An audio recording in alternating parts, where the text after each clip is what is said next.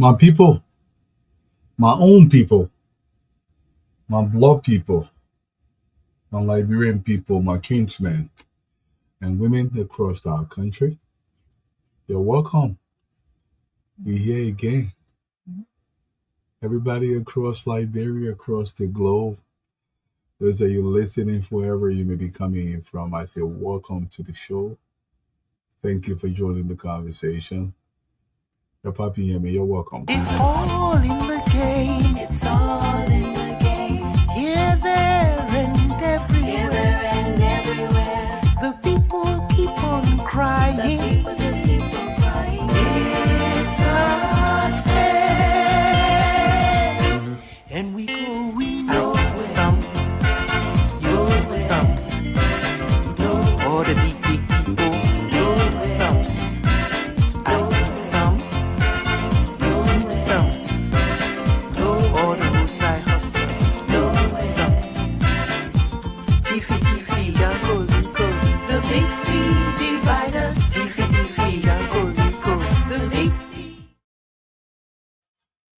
You're welcome from across the globe. We're here to talk Liberia again. As always, I want to welcome the early birds here. Thank you for always being here. Ruth P is watching us on YouTube. Thank you. Mark Brown, how are you doing, Mr. Brown? Welcome to the show. Moses Gabla is watching from Washington, D.C. Thank you, Mr. Gabla. Thanks for being here. James M. Tukalo is watching from the great state of Ohio, the aviation state. Thank you for being here. To my brother Dennis Quincy Huff, Mr. Huff, how are you doing, sir? Yes, Kennedy out of Houston, Texas. Kaifa Yama, Mr. Yama. Yes, you're early bird. Absolutely. Thanks for popping in here. John Woodley, how are you doing, my brother? Welcome to the show. Look, we want to continue to say shout out to the DEA across Liberia for doing their job and ridding Liberia of this drug epidemic, fighting not just the transnational drugs. Remember that there are two faces to these drugs. There is the transnational drugs that are just passing through Liberia, and there is a local marijuana and kush and other drugs that are based in the country that our young men and women are taking. But the DEA continues to work to make sure they rid this thing out of Liberia. Let's watch the DEA work a little bit and let's tell them thank you plenty for their job well done. Okay, this is LDA operation season for marijuana from Vanston in the interior side of Tabata. So this is a drugs from the raiding marijuana. This from the raiding Vanston region. So can we talk to any of the officer how you people managed to have gone to the region? Officer, can you talk to us? Let me talk to you quickly. Okay. Okay, tell us, what is this? This is marijuana. Marijuana? Yes. Okay, be audible a bit for us so that the public Have too. been out there for the past 3 days now. Okay. Will you just mind introducing yourself real quickly? Okay. I'm the chief of operation, special agent Mighty Kwale. Remarkable detachment. Okay. Where was this discovered? The marijuana? The marijuana from somewhere back in Phantom area. So now intelligent for 2 days now we have been working on this. So today they were fruitful that we went there almost 3-4 hour distance. Successfully come across this farm. It is how we execute our work. From who was it discovered? Okay. Okay, the suspect is here. The person? The suspect is here currently with us. Is it male or female?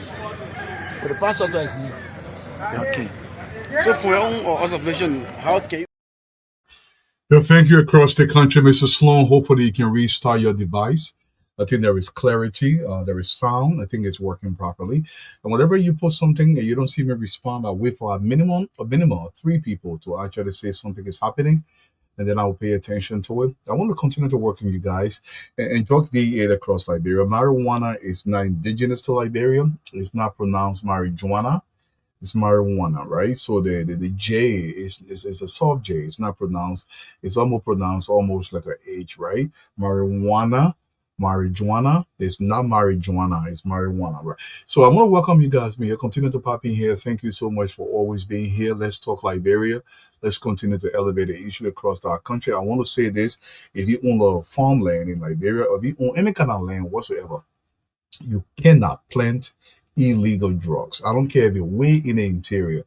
The government is being very vigilant about this issue across our country. It is a crime to plant any kind of illegal drugs on your property. I don't care if it's marijuana, I don't care if it's something else. As long as it's illegal, you cannot plant that on your property.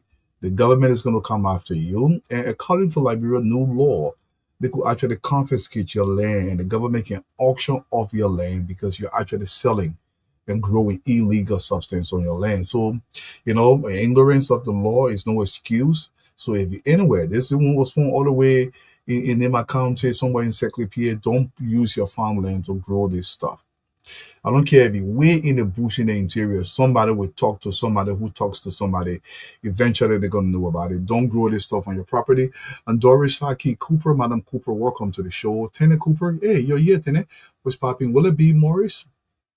Catherine, Ama Masore, welcome to the show. How are you doing? Martin Simwe, Mr. Simwe, how are you doing? Helen Tupa, Abu Siku Sako, Mr. Sako, how are you doing? My brother, welcome to the show. Dwana, what's popping, bro? How's everything, man? Sema B. McGill, thanks for popping in here with us. And let's continue to highlight Liberia. I know just a little highlight from what is happening in the country. The IG was speaking today when he left the hospital. I know most of us want to get an update what's happening, but let's listen to the IG as he responds to the journalist that was standing at the entrance point where a former Vice President Joe Howard Taylor is being held for medical treatment. Yes. Hello, folks. So we are hoping to speak to the Inspector General of Police, Colonel Gregory Coleman. He's about leaving the Gomez Institute of Medical Science, where the former vice president, now arrested and charged in connection with drug trafficking, money laundering, criminal facilitation, criminal conspiracy. Let's see if we can get an interview with the Inspector General of Police, Colonel Gregory Coleman. Colonel Coleman, good afternoon, sir. Colonel Coleman, what's the latest update? What's the update on Madam Jua Howard Taylor? Wait.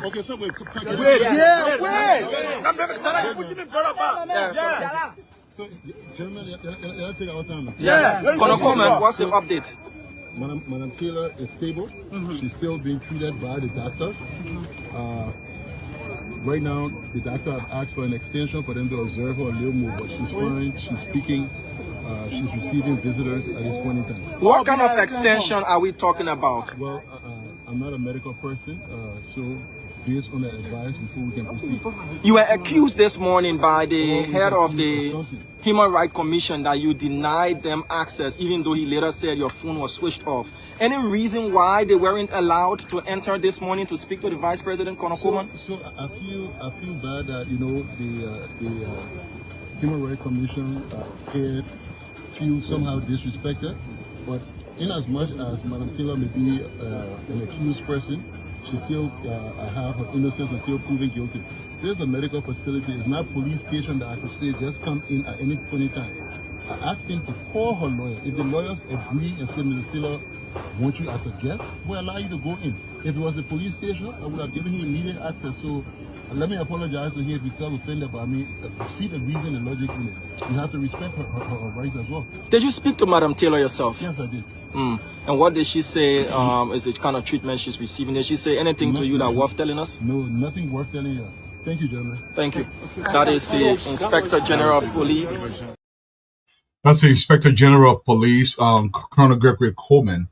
Madam Jua Howard Taylor is stable. She's talking and she's doing everything that she's supposed to do. But we will continue to highlight this. Look, and this is what the president said today about Colonel Coleman. Despite all the noise in the country about the police IG, the Inspector General of the Liberia National Police, the President of the Republic of Liberia, this is what he said today to Colonel Coleman. He said, I want to thank Greg and his team I still have confidence in his team. Thank you, Greg. I stand behind you and I will continue to support you. President Joseph Yuman Boakai applauds police IG and the national security. So, despite what anybody says out there, the president of the Republic of Liberia still does have tremendous confidence in Colonel Gregory Coleman. So, Colonel Coleman will continue to do his work with all the noise coming across the country. The president said he's not going to listen to that. He's going to make sure the IG continues to do their work. Now, the National Police of Liberia released this a couple hours ago. This is what they released. If you're listening on the radio, you cannot see it. It's a publication from the Liberia National Police Facebook page. You can go there and actually read this for yourself. But for the radio audience, I want to read an excerpt here very quickly from this publication from the Liberia National Police. LMP clarifies vehicle procurement and internet services. Monrovia, Liberia, August 21st, which is literally today, 2026. The Liberian National Police provides the following clarification in response to the public inquiries concerning its operational vehicle and internet services. The LMP does not use Starlink internet service at any of its facilities. Internet connectivity is provided by the Liberia Telecommunications Corporation under an official institutional contract. The LMP also confirms that it procured used operational vehicles from Guardian Fleet in the United States to strengthen police mobility, patrol, and emergency response capabilities. Official institutional records do not support claims connecting these vehicles or services to procurement to individuals associated with the ongoing narcotic investigations. The LMP respects the public's right to seek information and remains committed to transparency and accountability. The institution urges responsible public commentary that protects the integrity of ongoing investigations and the rights of all persons concerned. This was just issued by the Liberia National Police.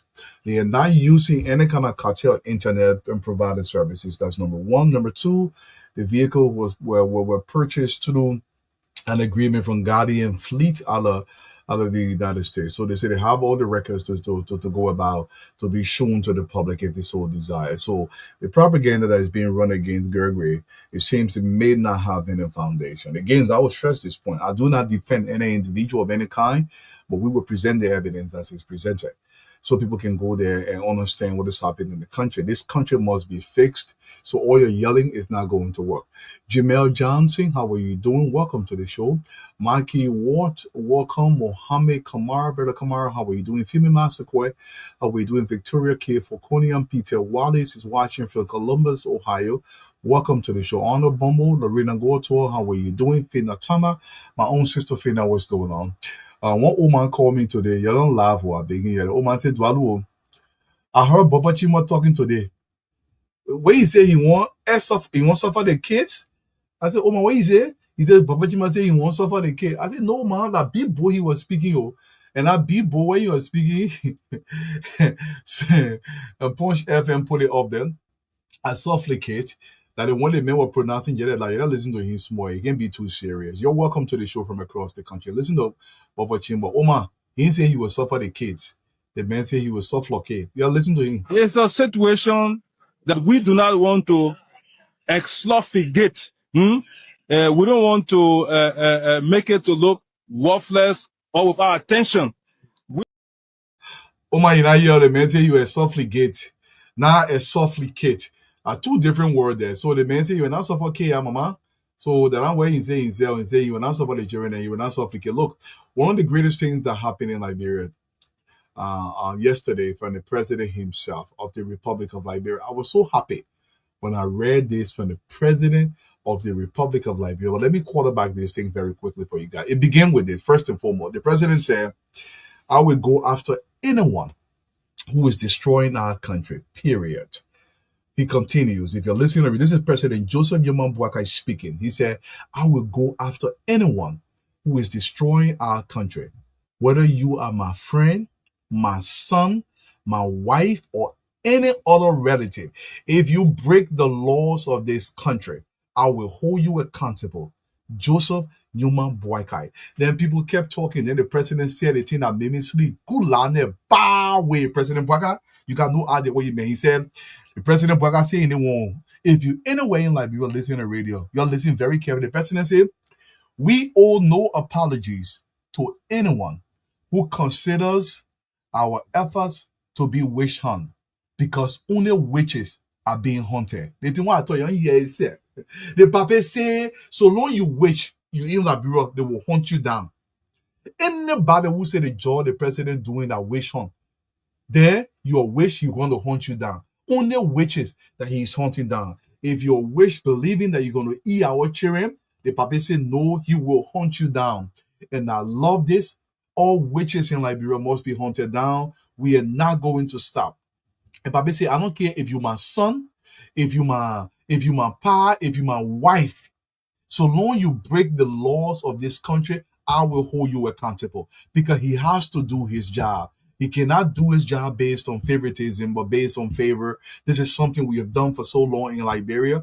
We don't want to enforce the law, but we want to transform society. We want to develop society. We want the institutions to be built. Institutions cannot be built in an environment that is lackadaisical about law enforcement. The president said this without even mentioning his words. Let me read this again for the radio audience very slowly. And I love this by the president, what the president said yesterday. He said, I will go after anyone who is destroying our country.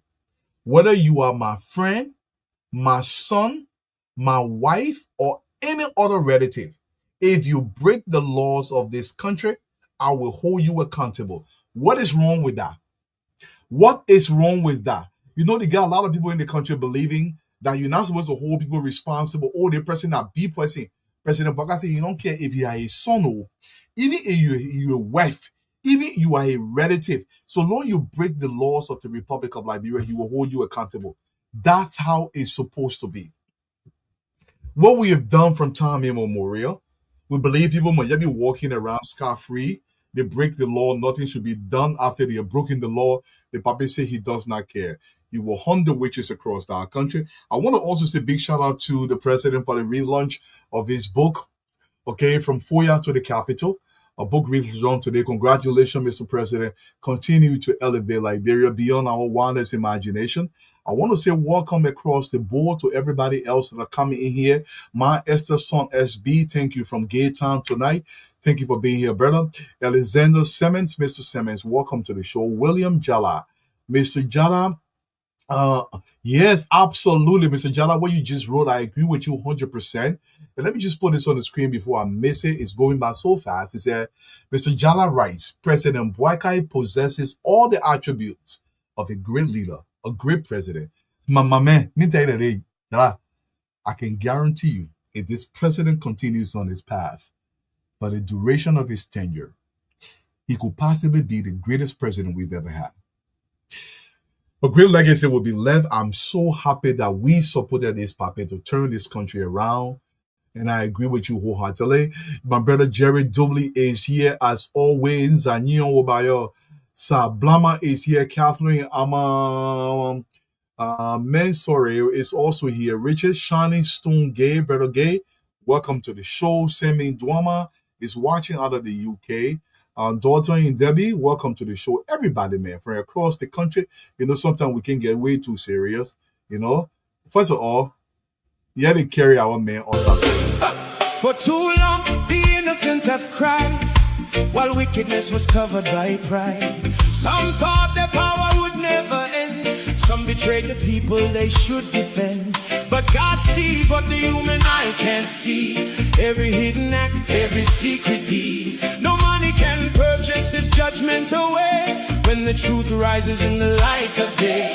Liberia, don't lose your faith. God has not forgotten this place. Through every struggle, through every pain, he can make this nation rise again. God is cleaning Liberia, cleaning our nation from the inside out.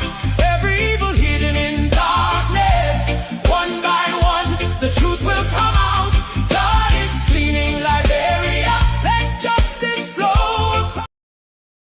Yes, God must clean Liberia. You know, when I bought my plane ticket to go and register in Liberia so I can vote for the pape, and it was, oh, do I do? Oh, but what are you wasting all that money for? I said, no, I go register. Then time to go vote, I bought another plane ticket. I started going to Liberia to go vote.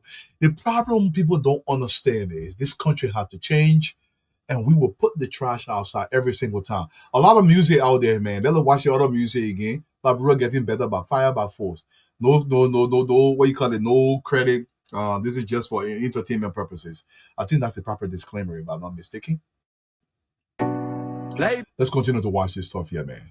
Oh, did I put him on? Okay, Like beating you looking for you, we get it.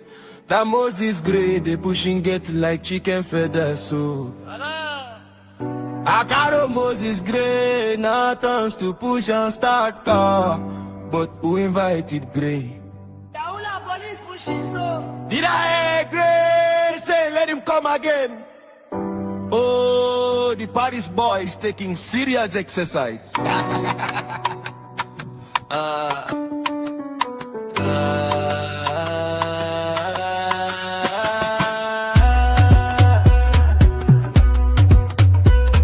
police is carrying him on campus for lunch. This is not force, but escort.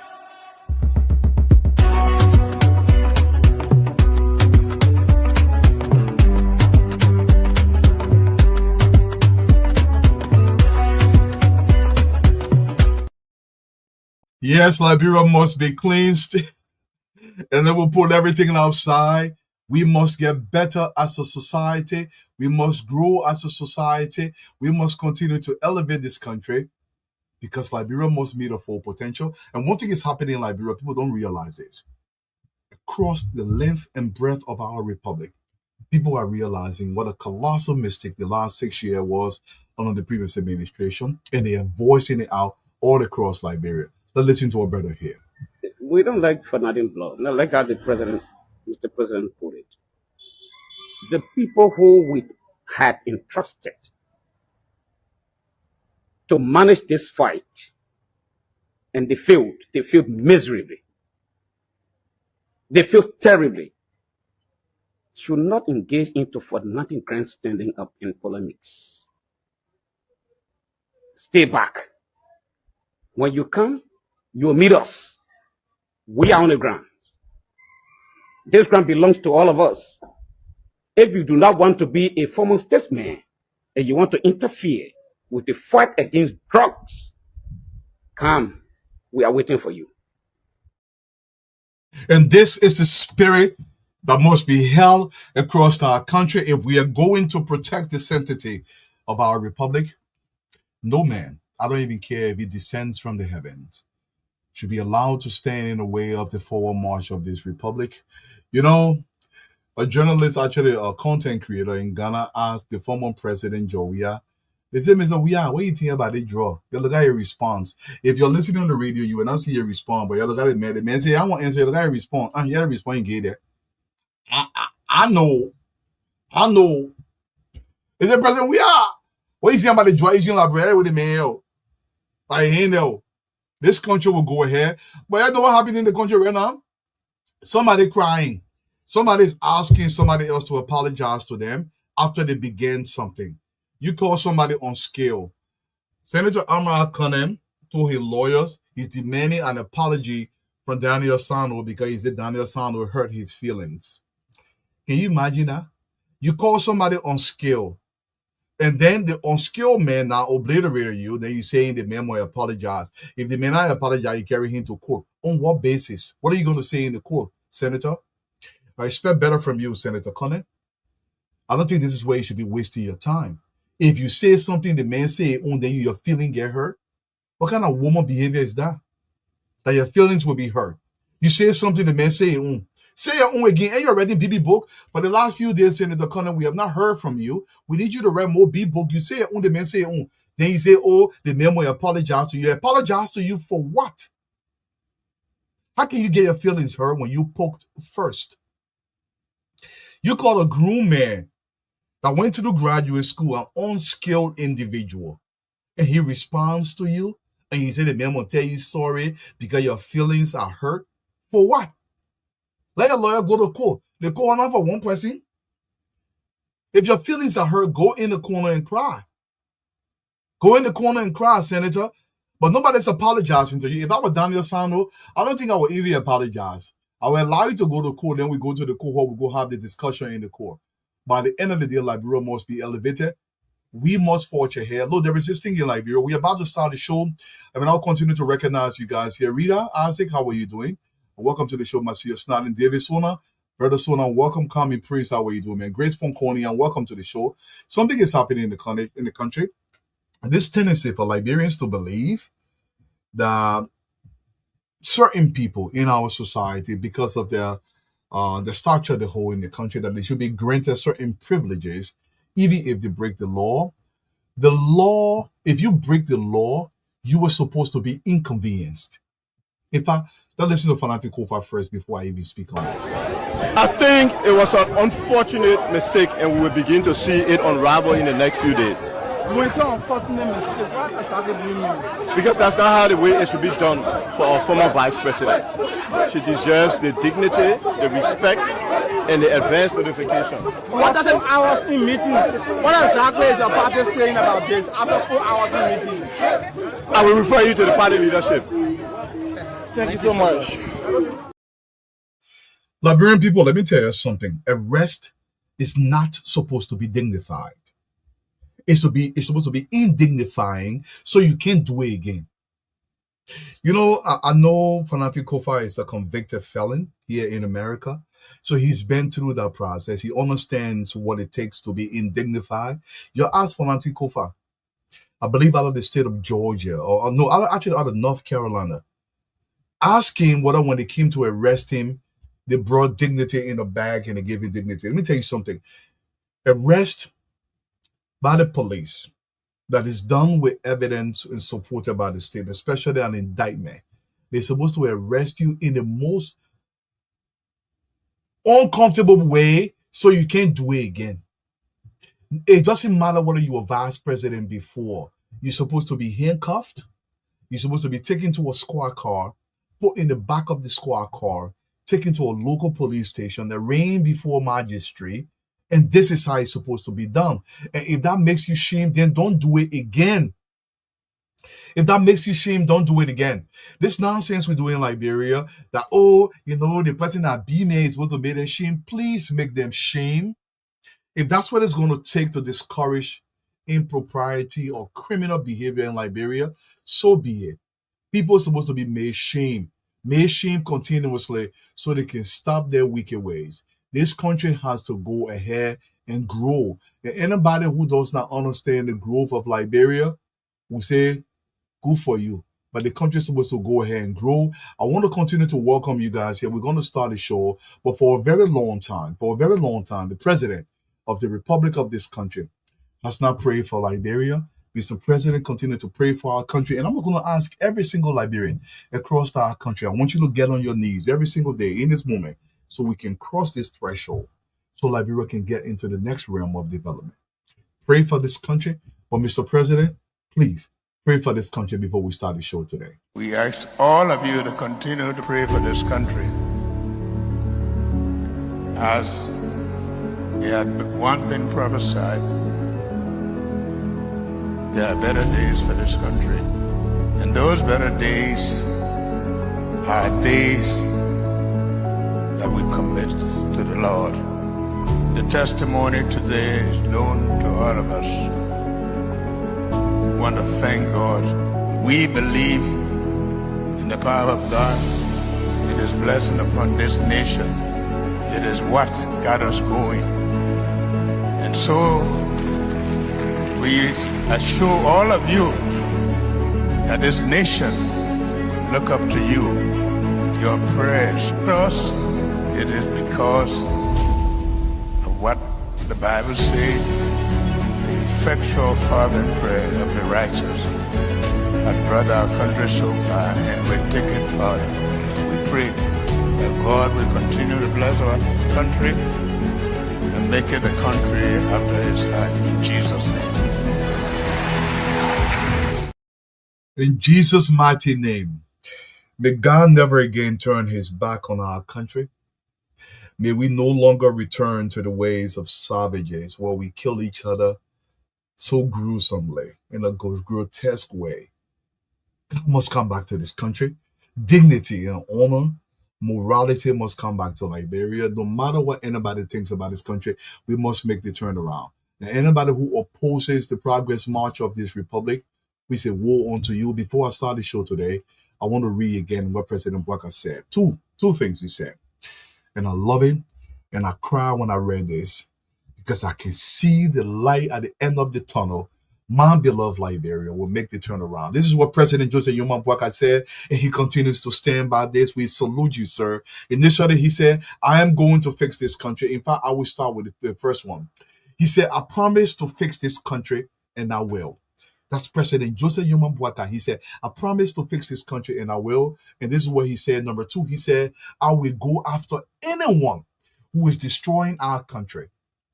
Whether you are my friend, my son, my wife, or any other relative, if you break the laws of this country, I will hold you accountable. That's Joseph Yuma Boakai. And the last thing he said, the one that really made me cry, he said, we owe no apologies to anyone who considers our efforts to be witch hunt, because only witches are being hunted.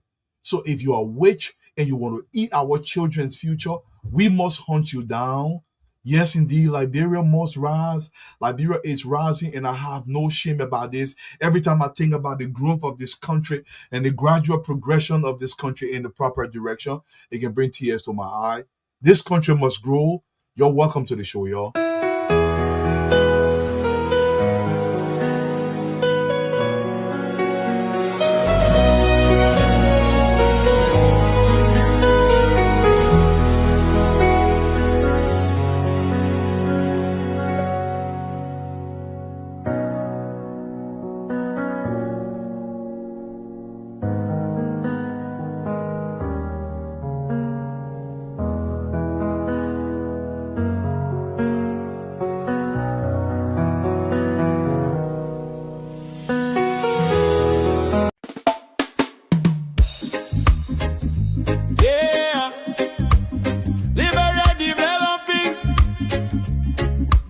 Class Reloaded, the #1 online show that brings the truth. Showcasing JNB and JKK progress all across the country. The Class Reloaded, we are online every day. Showcasing progress the Liberian way. Well, JMB and JKK, they're making the way. The Class Reloaded, we're shining today.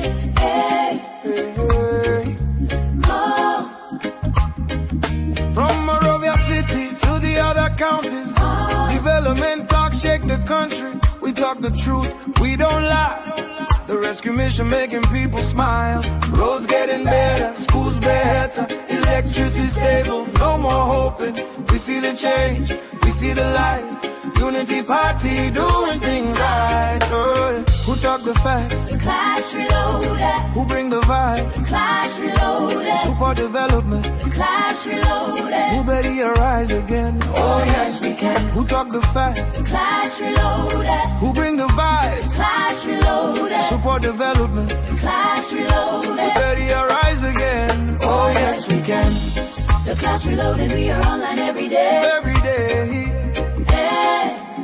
Showcasing progress the Liberian way. Well, JMB and JKK, they're making the way. The Class Reloaded, we shining today.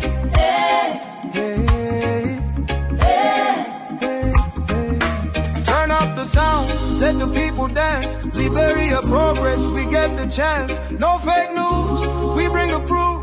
The Class Reloaded, always in the booth.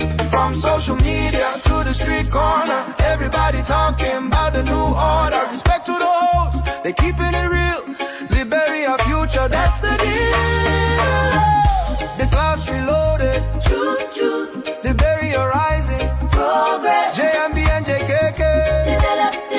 the rescue mission, we move soon. The Class Reloaded. True. Liberia rising. Progress. JMB and JKK. Develop. The rescue mission, we move soon.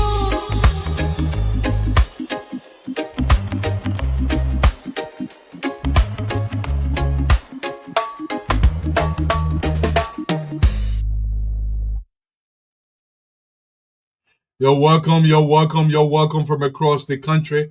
Let me move this stuff on the screen. I want to say welcome to everybody, man. Whatever you are. I see you, Valerie, Candy. How are you doing, Val? Welcome to the show, all you guys, man. Thank you. Makoya Davis, what's popping? Lewis, what's popping? My brother, how everything with you, man? Welcome to the show. Look, I want to say this. A brother called me. He said, Dwalu, Liberia is a forsaken place. The country will never be turned around. It doesn't matter whatever happens in the country. I don't know why you can be hating your here on Liberia. You know, I will laugh. I mean, what funny? I said, listen, there are a few Liberians that say this nonsense. That this country will remain like this forever. Transformation usually take nowhere from 5 to 10 years if there is a consistency in the building of institutions around that country. Liberia can make the turnaround. I understand some people doubt, say, listen, I will never go back to Liberia. That place there, when you go there, you're in another man's country, but you're saying you will never go back to Liberia. I understand it. You can have your belief, but allow me, at least let me have my hope that Liberia can make the turnaround. It doesn't take a lot. It takes a president that's being tenacious, intentional, and targeted in a special way to transform a society. If he's consistent for 10 consecutive years, every single society makes this transition. And I believe with deep within my soul that the capacity is there for Liberia to make that transformation. And I believe we'll make that transformation. So anybody in Liberia or even in the diaspora that are trying to ferment hate in the country, trying to spew garbage that there must be chaos in Liberia, this is the only way they can make their point. Any platform that's doing everything they can to ferment chaos in the country, I say woe unto you. This country will be lifted. And I think President Bwaka is on to something. There is no doubt in my mind that President Bwaka means every single word that he utters. I will read this again for those of you just coming. The Pape is on the mission. He said, I will go after anyone who is destroying our country. And he means it. When you were talking to listen to him, I will go after anyone who is destroying our country. Whether you are my friend, my son, my wife, or another relative. If you break the laws of this country, I will hold you accountable. And the Papa Fini was my favorite that made me sleep lana jealousy our baby. He said, we owe no apologies to anyone who considers our efforts to be wish hunt. Because only witchcraft we hunting. Fatima, the Papa said, only witchcraft we hunting. And I have no qualms. If you want fly on your broom, don't fly over Liberia. Like, oh, Fatima, let's hear from you, brother. How about another guy? Our brother Blair, welcome to the show. Dwalu, that's what he said. And without a shadow of a doubt, that's what he means. This president from day one, when he said in the next 90 days, no car will be stuck in the mud, they started the doubting Thomases. Amen. No doubting Thomas and Cullies and Dwalu, the doubting Senuka. They see their money. But up to today, no car is being stuck in the mud. When he said that corruption will be a thing of the past, anybody, when he hear a fuen, he will fire the person. When he said that he will put Liberia first and Liberians first, this is what he's doing. So all you know, we don't care about the distractors. No. You know that job. Funny and form when no kaka. That's what they will do. They can lie like rocks. They will try to distort anything that is said in this country when you're doing a good thing because they want to come back to finish their homes every day. Misinformation, disinformation, la. But let me tell you something. They got Joseph Numa Bwaka. They got Prince Johnson. They got what my boy said, Gregory IG Como. I knew then they got when he said EPS but was Fatima, where the Pape just was saying that Gary, the Pape said, I have confidence in Gregory Come. The Pape said, we don't care about that. Well, the people we came on the show today. oh, I said, hey, I'm putting the makes you bow away. But go ahead, Fatima. Walu, let me tell you something. I am really extremely tired. Like I told you, as I'm finishing reaffirmation of city, I'm really tired, but I came on the show because the way I was satisfied. You know, one thing these people in Liberia forget is no amount of their munyanization, according to Dwalu, will distract anybody. Because you have to understand something. Joel Howard Taylor is a woman of history, the first Liberian woman to become vice president. She set that precedent. First lady, two-term senator. Your team would just want to take her and throw her in the mud. We are cow, eh? We foolish. Liberia is a country of laws, and when you come in, make sure those laws are obeyed. We've always had these laws on the books. They were just overlooked. Our people were lied to that it was Moranga they were bringing to the airports when they were bringing these very drugs. They fool the people. But today our eyes are open. Our eyes are open. The struggle continue. We'll continue to fight for the soul of Liberia. So Joseph Nwaka is the leader in that fight. And no amount of your lala tech, oh, the woman of mine, isn't it? Will stop anything. And if she go to court, like Dwalu said, he abuebe no if for hina in a cookie jar, they will defend one of the people will take her, they will say that she didn't do it. But I think one of the bad people can kill you. Amos, if I ever the bad people, your second tell her. Amos, he pay me fair more for any man wait for. Bad people 1 year the bar would tell it. My people are ill. This day we are happy. If you see Chris on the show here, because even Chris, yeah, at far side babu, he is happy. The bad people say, yes, our man can come on the show, they can listen, they can understand most of the big terms we can use so we can break it down. Joseph Juman Puaka, he said that this Liberia, the soul of the country, he's fighting for it. He will leave no stone unturned to make sure that the Liberian children are not poisoned by drugs. And he means it. So Dualu, I am a happy camper today. I swear. Thank you so much, Fatima. And the president is on to something, and I will continue to admonish Liberians. We must turn back to our homeland, despite the difficulties we are facing currently. Liberia can be transformed. All about Nanuga, the people there, you're being overwhelmed tonight. They got plenty of things for you. You're reading it, right? Welcome to the show, sorry. It's really a pleasure to have you back. Welcome. You can fool some people sometimes. There you go. But you can't fool all them people all the time. That's now it. You see the light. Stand up for your right. Say, get up, stand up. That's it. Don't give up the fight. Say, get up, stand up. What? Just before you're right. Let me tell you something tonight. Let's do a listing. You know me, I don't talk. The flow is your cheap. Let's put it this way. Yeah, give me a chance today. Yeah, give me a chance. Take your time. You know, when we came to power, we were all tagged criminals. We were all tagged good for nothing. No gooders. Fake rescuers. He will die before inauguration day. Amen. We are sure you don't waste your vote. The one that gets to you is that there will be chaos. The other men will never have, whoa, you'll watch and see. The one that was sweet, no matter what happened, we'll rig it. Yeah. We'll lick it.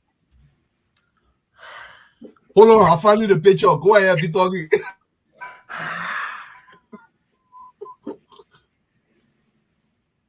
But guess what? It is because the mentality has always been to the negative and the thought of doing everything wrong. So whatever we do right now, it seems to be wrong because they've lived with negativity, so it's part of their DNA. So let me lay this out. 1, 90 days later, Fatima said, the roads will not be done. Arrest agenda, my foot. But look at it.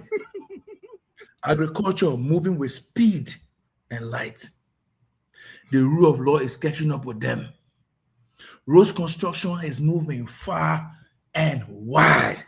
Education model schools are in order. The breaks for universities are on time and resumption is good. With pronouncement, renovate UL to the full capacity.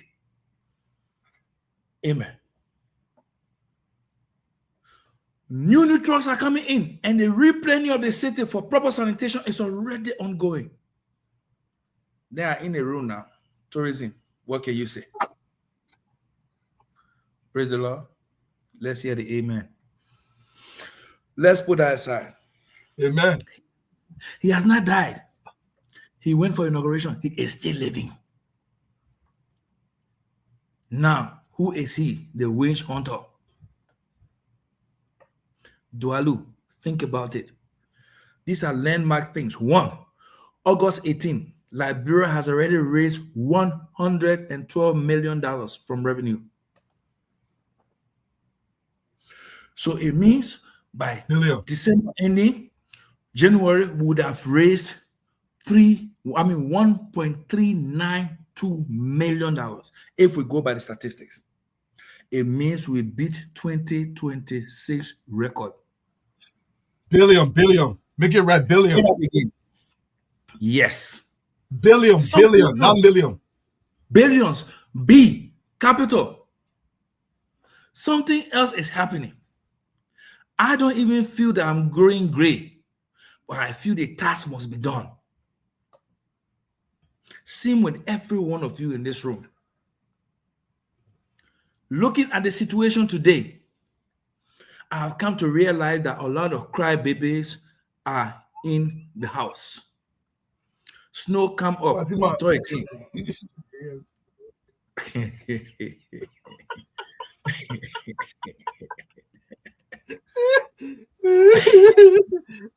Dalu, let me finish. I beg you. Finish, I'm sorry. Snow come out. He talk his own. We gave him a dose. He go cry on another channel. Then Amara comes. Amara breaks my heart. Apologize. Feeding her. But you now for guest no say I should apologize and be fired. I don't know why the crybabies are plenty. If your skin is not thick, don't start a lip war. Thank you. You see, I always tell people that me, throw anything at me, garbage, whatever I accept people come from Blagba. Nothing good comes out of Blagba, apart from garbage. So when you throw garbage on me, be ready to receive it back. And I will think that football are throwing on your ganga ball. Each and every one of us here risk our lives. Guys, I doubt if I've stayed 1 week consecutively in Liberia since I got into government. Because my focus and goal is simple. Pull every investment into tourism and it will affect every sector. We have real estate companies in Liberia right now, TAF and others, right? Yep. And look, guess what? We're bringing 2 more. So there's competition. There's no monopoly of price. That is what Joseph Boakai means. JNB. JNB. John Now for Business. JNB. No time to play. But I will say this to you. Any one of us who on the class reloaded get involved in drugs, don't shoot any of us. Don't shoot me. Sacrifice me. Dump me. I made a decision to do drugs. That's your decision. I must be ready to face the consequences of being involved in drugs. Do not try to give my sympathy if you are found guilty of drugs. And let me say something to you. For those of people in the country who cry, say, oh, that VP, that former vice president, she should be kept in a good place. The jail is not neat. It's not that. Hello, that last government had the same privilege to repair the jailhouse and make it habitable for the human beings who are going there. They say, town trap, enough for bush rat alone. Let me tell you something. One thing I must say tonight, I can't on this show. Amara got plenty of people to take the code. Because if Amara make one mistake, all the LACC report come up. So then I want Daniel Sano, Amara coming for now. Amara coming for plenty Daniel Sano. So if I were you, I would just package it and drop it. Follow Brother Edwin's no strategy. Cry, but don't make noise. Again, I want to say this. Liberians now stupid like before. Even the BB politicians, if they were stupid, they were taking all the money from the last government to endorse the last government, they ran away. That's From right. this money. So those in the parties also realize that if the people didn't take it, we too ain't taking it. It's the same way every day the electorate will improve. Facts. And when the electorate improves, it's going to be impossible to do the siding and bread purchase. I don't want to go far because what I have to say is a lot. So I'll be putting it as you ask the question during the topic. That's why I refuse to get Ambrose my haircut. Because I know they will run behind me with cutlass and stone very soon. Listen there. Be safe. In the meantime, brother, thank you for asking us. God bless you. What my haircut did to you? I mean, you come from all the vacation you come from, only leave you come from. I'm on vacation. Even right now, I just landed from a plane somewhere. And I ran straight. Correct. Because I saw they say court case. Thank you so much, my brother. Brother Abraham, welcome to the show. Councilor Man, welcome. I know, Fatima, you were asking about linking it. These were some of the election results that came out during the elections. You know, Jackie at PR Public School. They wanted to come here, CDC. And our time, you know, they were going to link it, and the linking was. And I told them, all ahead, they were going to link it. My brother, Blair, what's Papi, man? Esquire would be here, Ambrose will link it. It's a beautiful thing to be You're looking like Blair bleaching you. That's true? No, that leg, man, that leg. The boy in Belgium. The boy in the cold. Don't leave my Blair. I'm thinking about Blair. Suppose they are licking government money. Oh, oh yeah. Yeah, it's a beautiful thing to be back here on the show tonight. Now you see how it's good to be black? When you're black, they can see you. I can see you, brother. Yeah, you want to really put it like you don't want to get see. I know, right? Yeah, it's a beautiful thing to be on the show here tonight. You know, I just came from my live show again. It was really good. I mean, the people resonated with that show this evening. They thank us for making it clear, you know, explaining the very clear terms. And, you know, we try to bridge the contradictions in between all of the things that is being posted against the Liberian government, the LMP, and the rest of them. So when you say the LMP is being cadeaued by the cartel to internet to Starlink, then how will they be owing for February and May? Is it possible? It means that they had already completed that payment for January of 2026, December of 2025, November of 2025. So they say payments and the agreement, the terms in the agreement, everything is laid out. Now, I try to make them to understand, if you could produce evidence against Yago, where you show the registration of the car document, the car being the LDA convoy, and all of the things, the person the car belongs to, the lineage to the alleged lineage to the cartel, that was evidence that people could not fight. But if you said this one is happening because you try to bring the same thing, why can't you reveal the same thing? You cannot. And I asked the question, is it to help the fight against drugs? Or is it to denigrate somebody? Or what is the point? What is the motive? We have to be very, very serious. And these things, I don't have to get in this argument until I can be informed and know what I'm talking about. But it is good that the over 10,000 persons who came to watch that show within 50 some more minutes, they were able to carry good and valuable information. And these are things that we must continue. These are things that we must continue to do, my people. These are things that we must continue to do to be able to help our people understand, because what these people is doing, these people are doing is far beyond just wanting to damage one man's character. And I'm not a spokesman of the police. I'm not backing Gregory Coleman. But if you see the work that this man is doing, I ask the question, you have the FBR, the USDEA, you have the Homeland Security in the country, you have the Dutch, you have the Moroccans, you have the Rwandians, the Moroccans. And all of these files have been turned over to them. Mind you, they are also watching activities on the internet They've seen all of these allegations. So, as sophisticated as the FBI, the USDA, the Homeland Security are, Gregory Coma is working with them. They have all of these files. They're connecting all of the dots. And they cannot stay see Gregory Coma has been contaminated. I'm not talking for him, but I'm just trying to make sense of these things that are coming up. Coming to argue when the other person says, then you come with plenty of write up and say, what are you arguing? What is your purpose? What do you really want to expose? Drugs? Or you just want to fight somebody? It's good to be on the show here tonight, and greetings to every one of you in the beautiful audience out there. Thank you so much, Blair. To my brother Abraham, Councilor Ma, how everything with you. You know, Abraham, you're coming in, but you know there was a content creator, Alagana, was asking former President we are a question. They asked him, man, what do you know about the drugs? This is what President we are respond. Let's go ahead, my man. Abraham. Yeah, let me say good evening to all the panelists, including our followers and those that have come to listen to us tonight.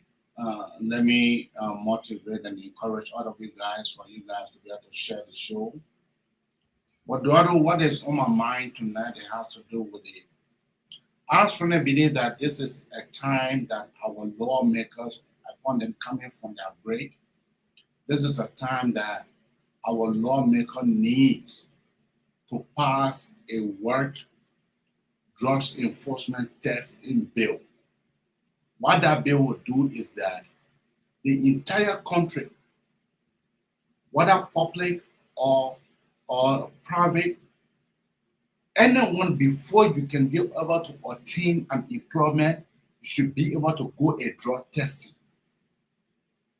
That in itself will be a leeway to minimizing this drugs business.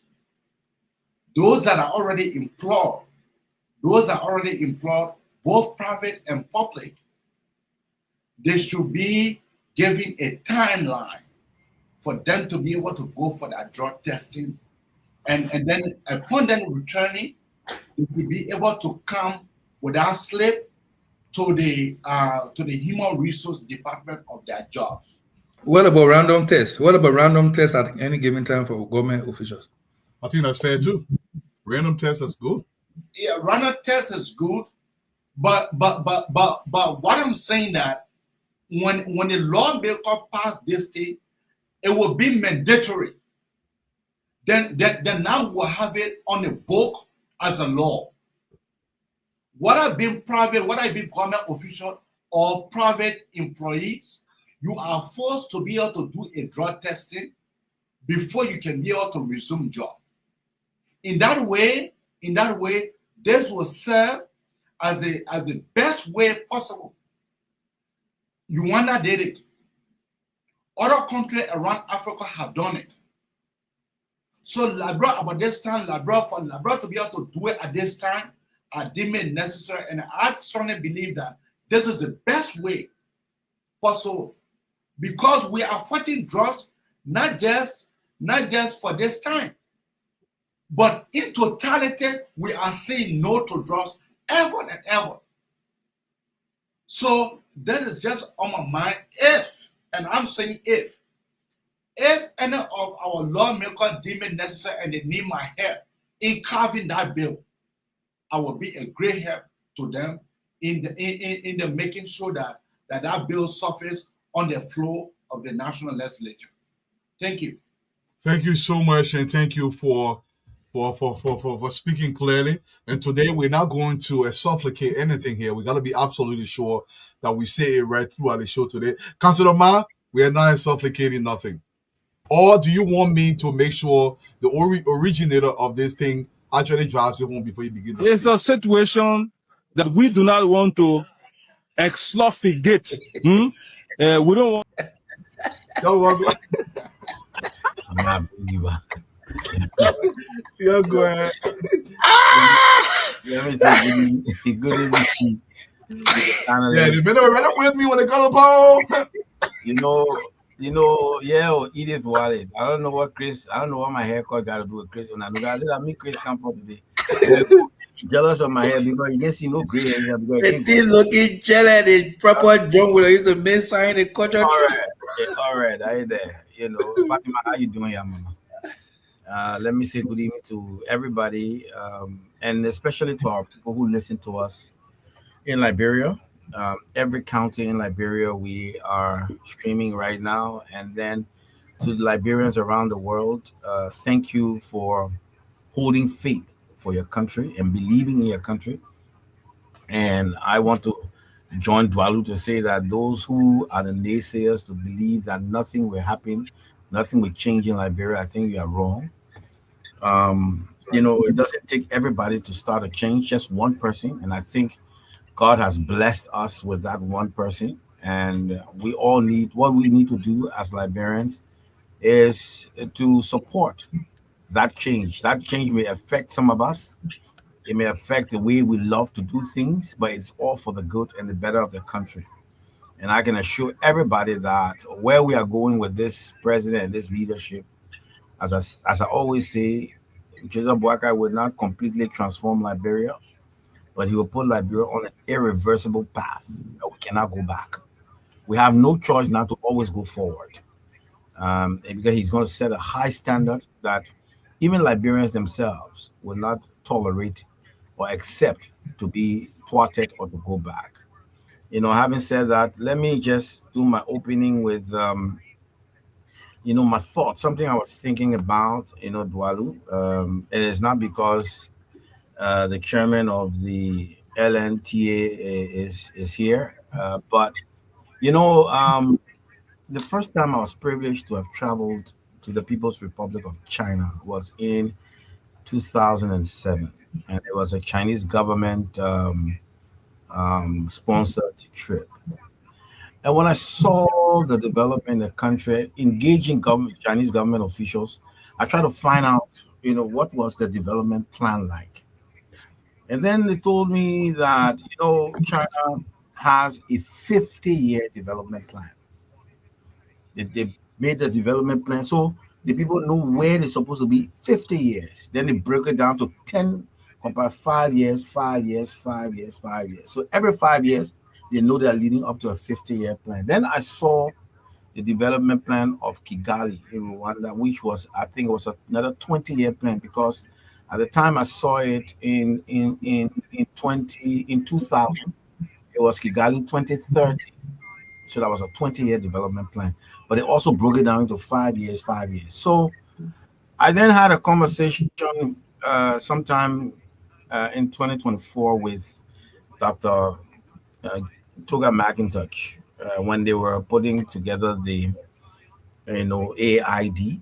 And I said, so can we look at the possibility? Is there a possibility that Liberian stakeholders can do maybe a 20-year development plan to see where Liberia will be in 20 years? What will Grand Coup look like in 20 years?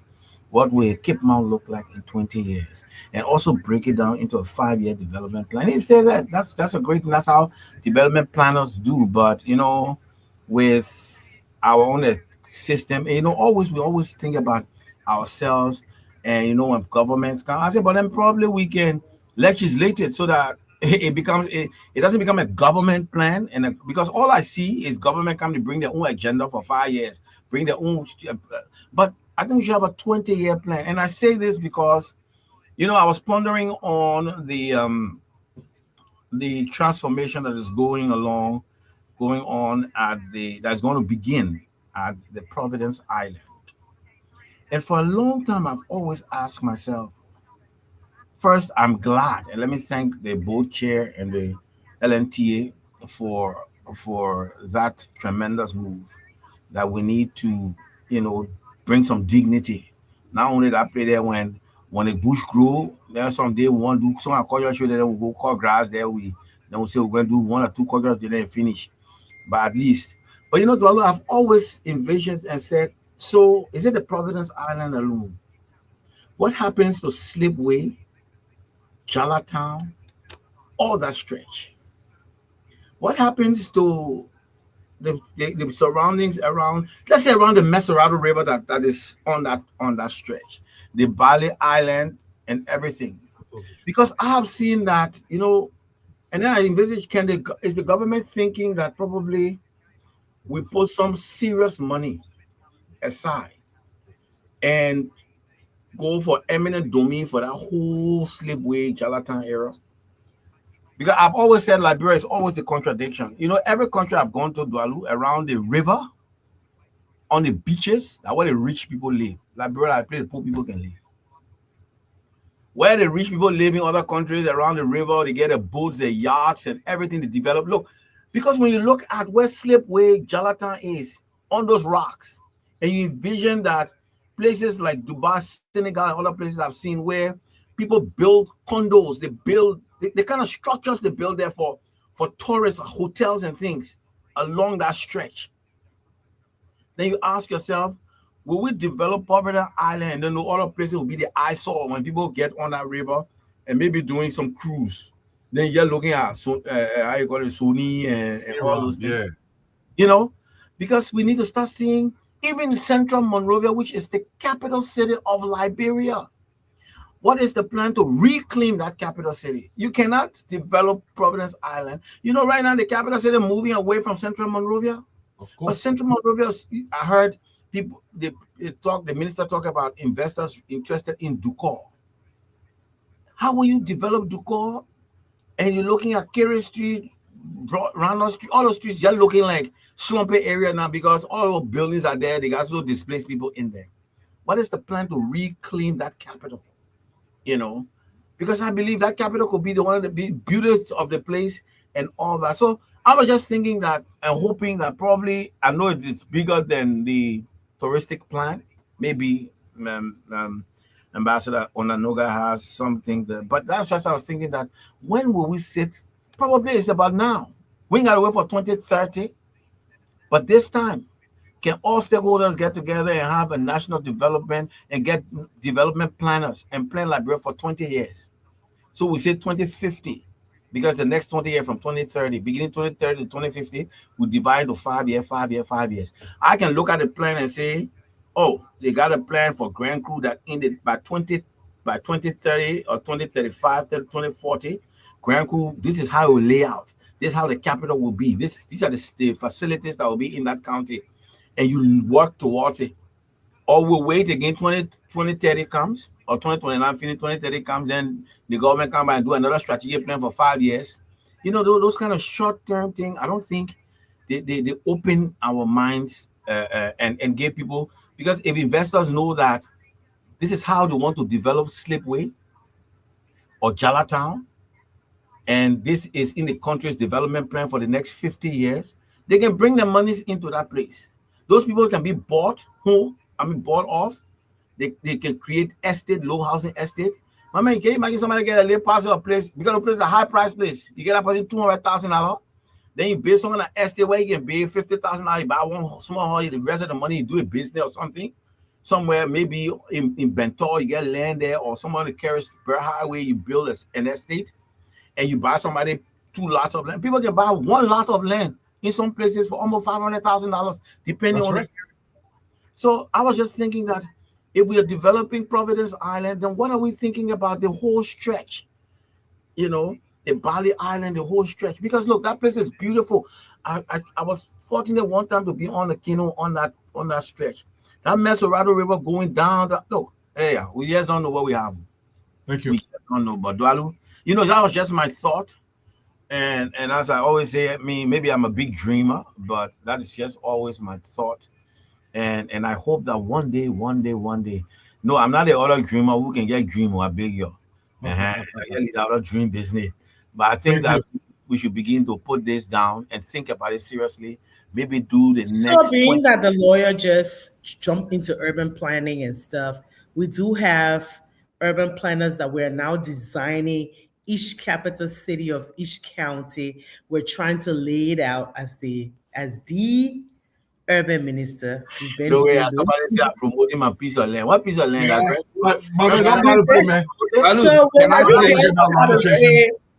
We have a CSC king that's like linked, that's really envisioning Liberia in all aspects in the 15 counties, not just in Monrovia. So we are now trying to lay out all urban planners, we're trying to lay out all of the city capitals to look alike.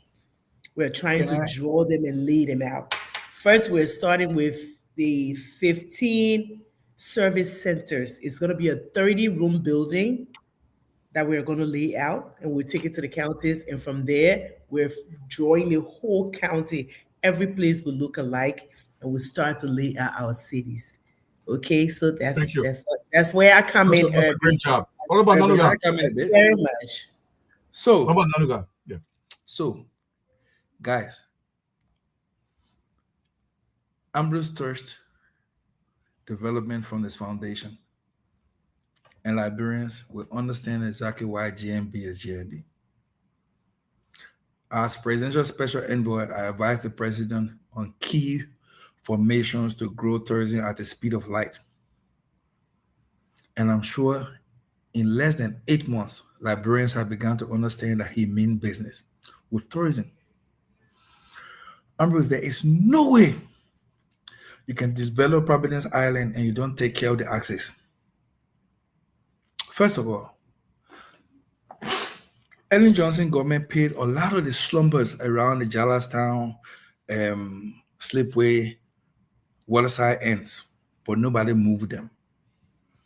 When it came to Duko, all the people who are squatters on Duko and the surroundings were paid. Nobody moved them.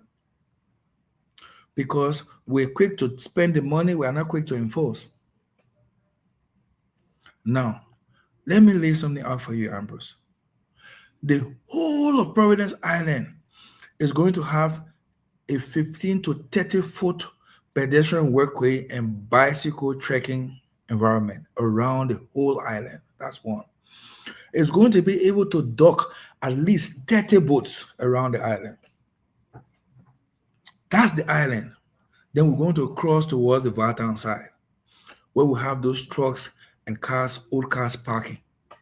It's going to have a fire service center, a children's playground, a parking lot for vehicles, and a boat docking center because people are going to move to the island by canoes, by boats, pontoon boats, and ferries. Then you're going to cross over to the slipway. The slipway fee is gone. It's going. We're going to prepare the same thing we prepare the Vartan side, fire service, XYZ, everything. When I get back, we are going to be having conversation with stakeholders, like you said, the EPA, the Land Commission, MCC, which is a major partner, and a whole lot, on including local government, on how we do blocking from Slipway all the way to Jarlastown. They are all squatters. We're going to put blockings of 1 acre and 2 acres, and then we're going to tender all those blockings. We're going to put them out. Investors who come and take off 1 acre or 2 acre already have people on them. We already know what they're going to cost to move them. We're not going to start building houses for them, no. We're going to provide them the funds to go and find their places. So now I say we have to build before they move. As we are taking over, they are gone. Ambrose, the dirt that comes to Providence Island does not come from Waterside. It comes all the way from Jarlastown, from 12th Street towards the island. We've seen the water movement, water flow, the water current moves. Then we're going to clean up that stretch, because we're going to put pontoon boats that can carry between 20 to 60 to 80 persons, well lit up, so that people can have the parties and the weddings on those boats, because it only goes on 3-4 inch water, 4 feet water. Flat. So we want to make it our Venice. We want to make it our South of France. But to do that, that idea, that thought you have for traveling, those days have passed. So we can say we saw it somewhere. It's going to be right in town. People are fighting dream because people fight progress. If you all know this about Liberia, we talk about all our experiences around the world, but when you choose to execute in Liberia, we fight it as if it's our white nightmare. The fight we go into our LTA, you have no idea. But there is one thing that pulls us, people like you who know the truth and know what you want. Today, GMB's son was on the island. He called me, I'm on the island, chief. I'm doing something. I said, do what you have to do. Because before August ending, Ambrose, mobilization starts. Thank you. So just to let you know, it is not just Providence Island. As we speak, The museum is taking a full-fledged renovation. And by the time we are done next year, all those cars would have been refurbished by international engineers. It would have been put into glass cubicles with air condition, and it will never go back to that state. Like you said, after 12 years of Boaka, it will be difficult to derail the kind of development. As I speak to you, Dwalu, we're already clearing out most of the properties on the Kenija property in Marshall, where the last government tend to give some to their cousins and their brothers. Yep. And then we're about to start fencing. We've already developed the master plan for Roberts Post, which will start next year, the Sovereign's Resort, which starts next year. And we are starting the groundbreaking for Liberia National Creative Center for the young people to incubate their businesses in one single center. We are not waiting. And I want you to take this home. This is something very important.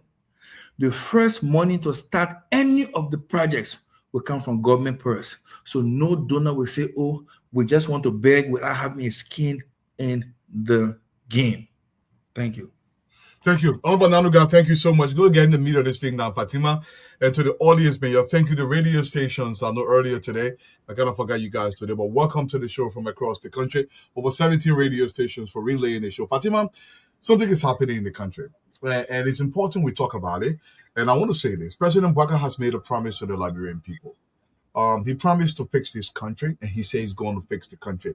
But he's not just doing it just by words. It's gone beyond deed. It's come to the stage where it's being fully actualized. But I want to read three things that President Baka did say before I ask you the first question. And I want Liberian people to listen and listen well across the country, especially people that are listening to radio stations.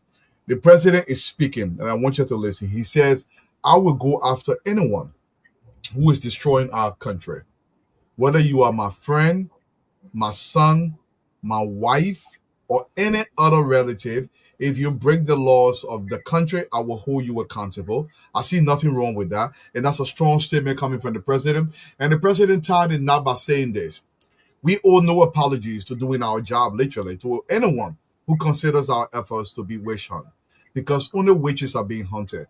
In our society, there is a tendency, Fatima, wherein if a person does the right thing, sometimes they will say, why Fatima is so stringent about this urbanization thing to have plans when they know man Kebe living on the front street, on the road, they won't move the woman from there. Doing your job, you're being vilified. But the president is saying, I have to do my job because I have sworn a pledge to the Liberian people that I will fix this country. And whether you are my wife, you are my son, we have to develop Liberia.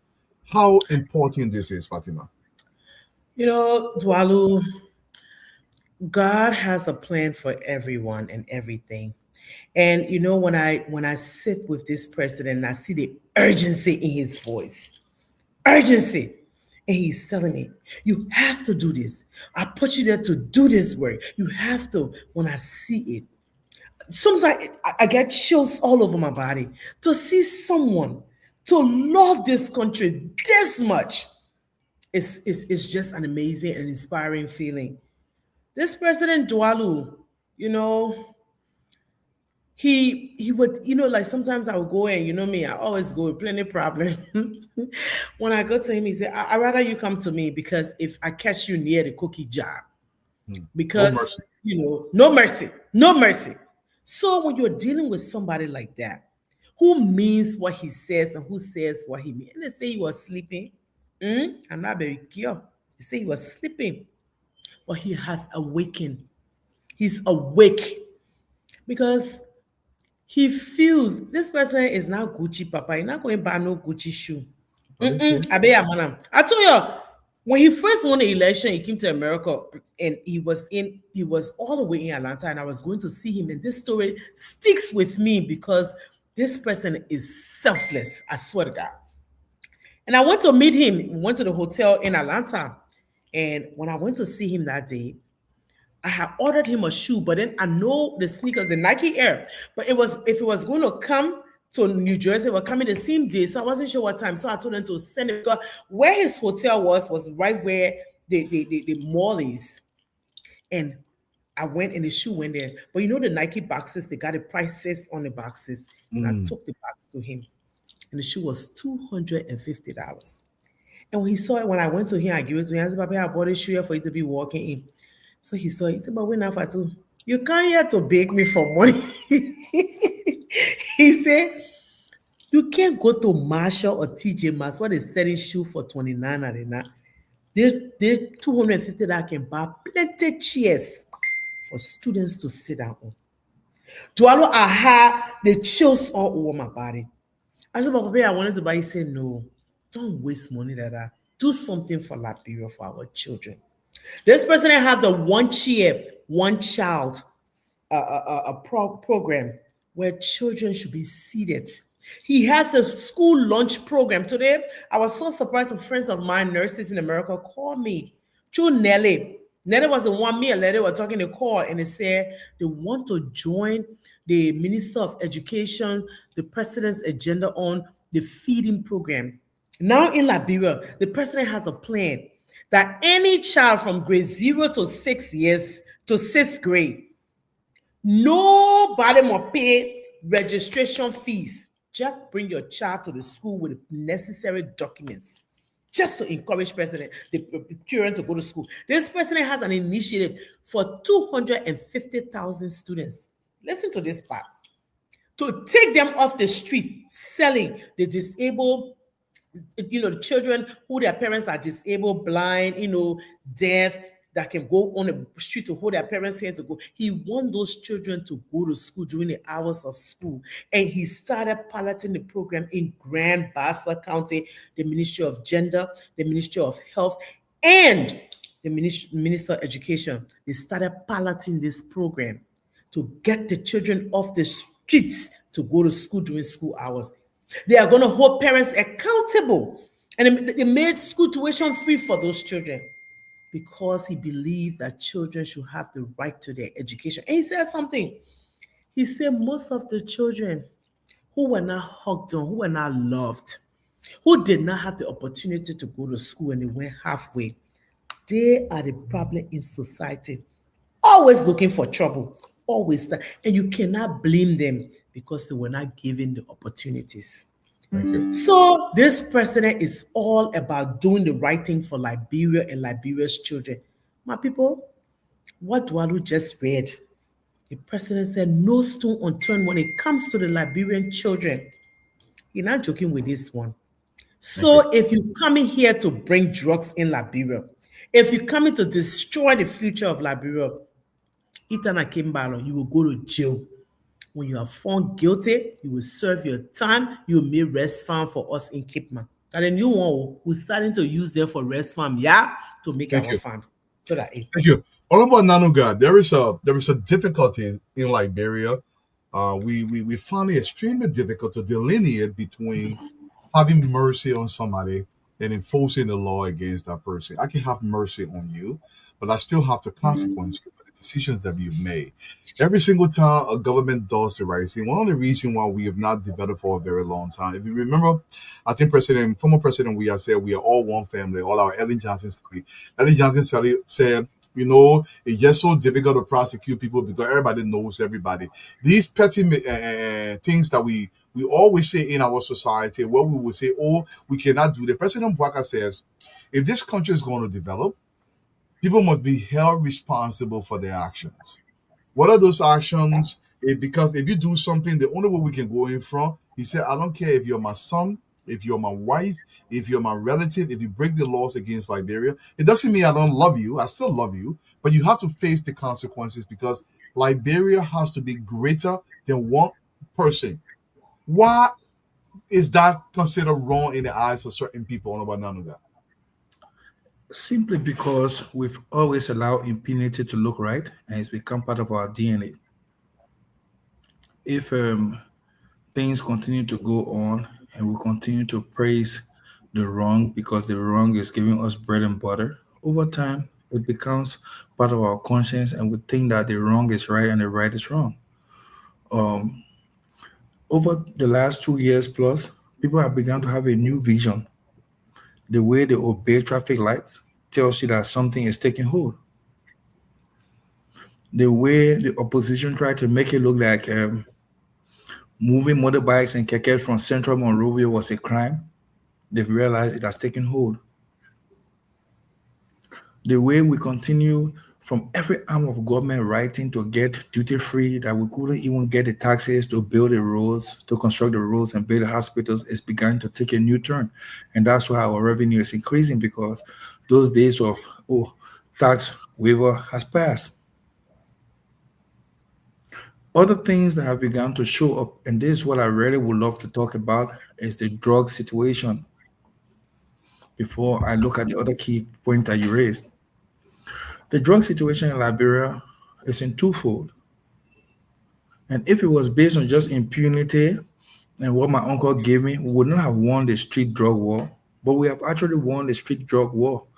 Anybody who is listening to me at this moment should come and challenge this fact that in Liberia right now, you don't find any Zogo, not one, walking and napping, walking and dipping. Yeah. Because they cannot afford to buy even kush. So expensive. And it's not available.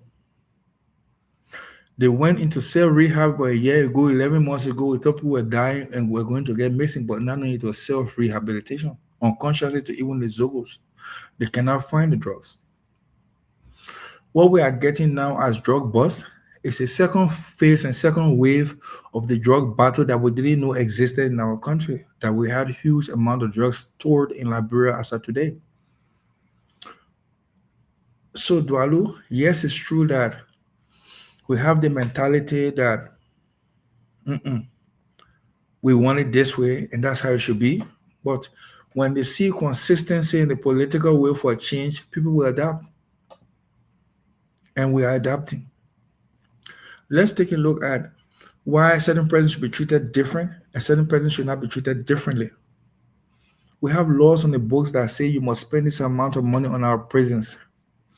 You must provide this quality of food to our prisoners. The wardens must be dressed in a particular way or equipped in this particular way. All these monies don't go to these areas, they disappear and nobody talk about them. Now, the people who actually are responsible for doing these changes, making these changes, when they fall culprit to this same situation, they want to be treated differently. We have a problem. It's a systemic problem. Oh, it's a system doesn't work, system doesn't work, system doesn't work. Now you listen to what the president said. If it's my daughter, my son, my wife, or my relatives, I will prosecute you. The law will take hold on you. You will find yourself in jeopardy and you face the consequences of your action. If that was not enough warning because they thought it was rhetoric, now it's inaction. Dualu, we have a period of sober reflection. I said it here earlier that I will not vouch for anybody, not even my closest brothers and sisters. Nobody should vouch for me. I should face the consequences of my action. And it will help the state to grow. And let me say this lastly. Liberia will not grow like the way it was in 2004 when we came into sanity of governance, where every member who was from the different factions who had been given sweet positions in LPRC and this, they were just distributing positions. These guys went into their positions and they stole like hell. It became a part of the DNA. And that is why Edwin Mervinstein will take 1 million and distribute it from Western Cluster to bribe lawmakers. And that's why he will take LPRC monies and buy Lexus and buy Porsche and the rest. And when you talk, the masses will come after you and attack you. You are jealous of this man. But they didn't know the monies that were stolen were money that could build roads, hospitals, that could provide an opportunity for drugs in the hospitals in rural Liberia. Like today that we are having solar systems being installed in clinics where women are no longer using lantern and candle to give birth.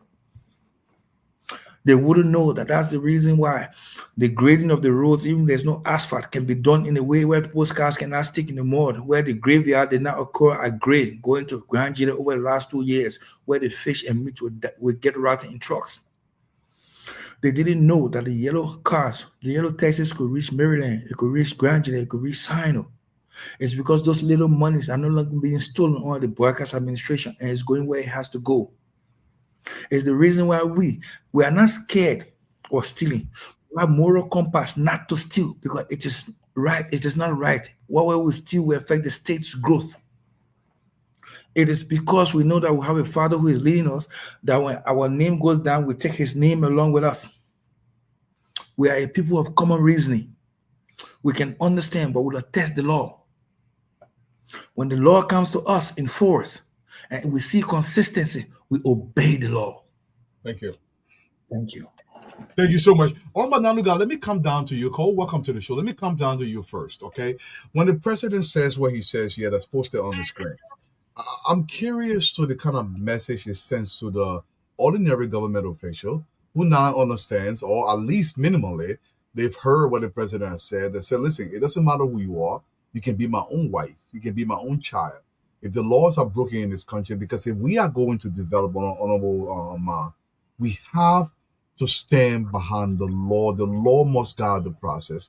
In our society for a long time, the law is almost tertiary, if you ask me. It was not even secondary.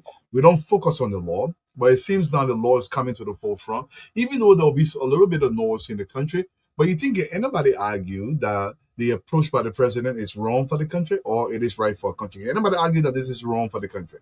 I mean, legitimately, can they argue with some form of legitimacy that enforcing the law is bad for the country?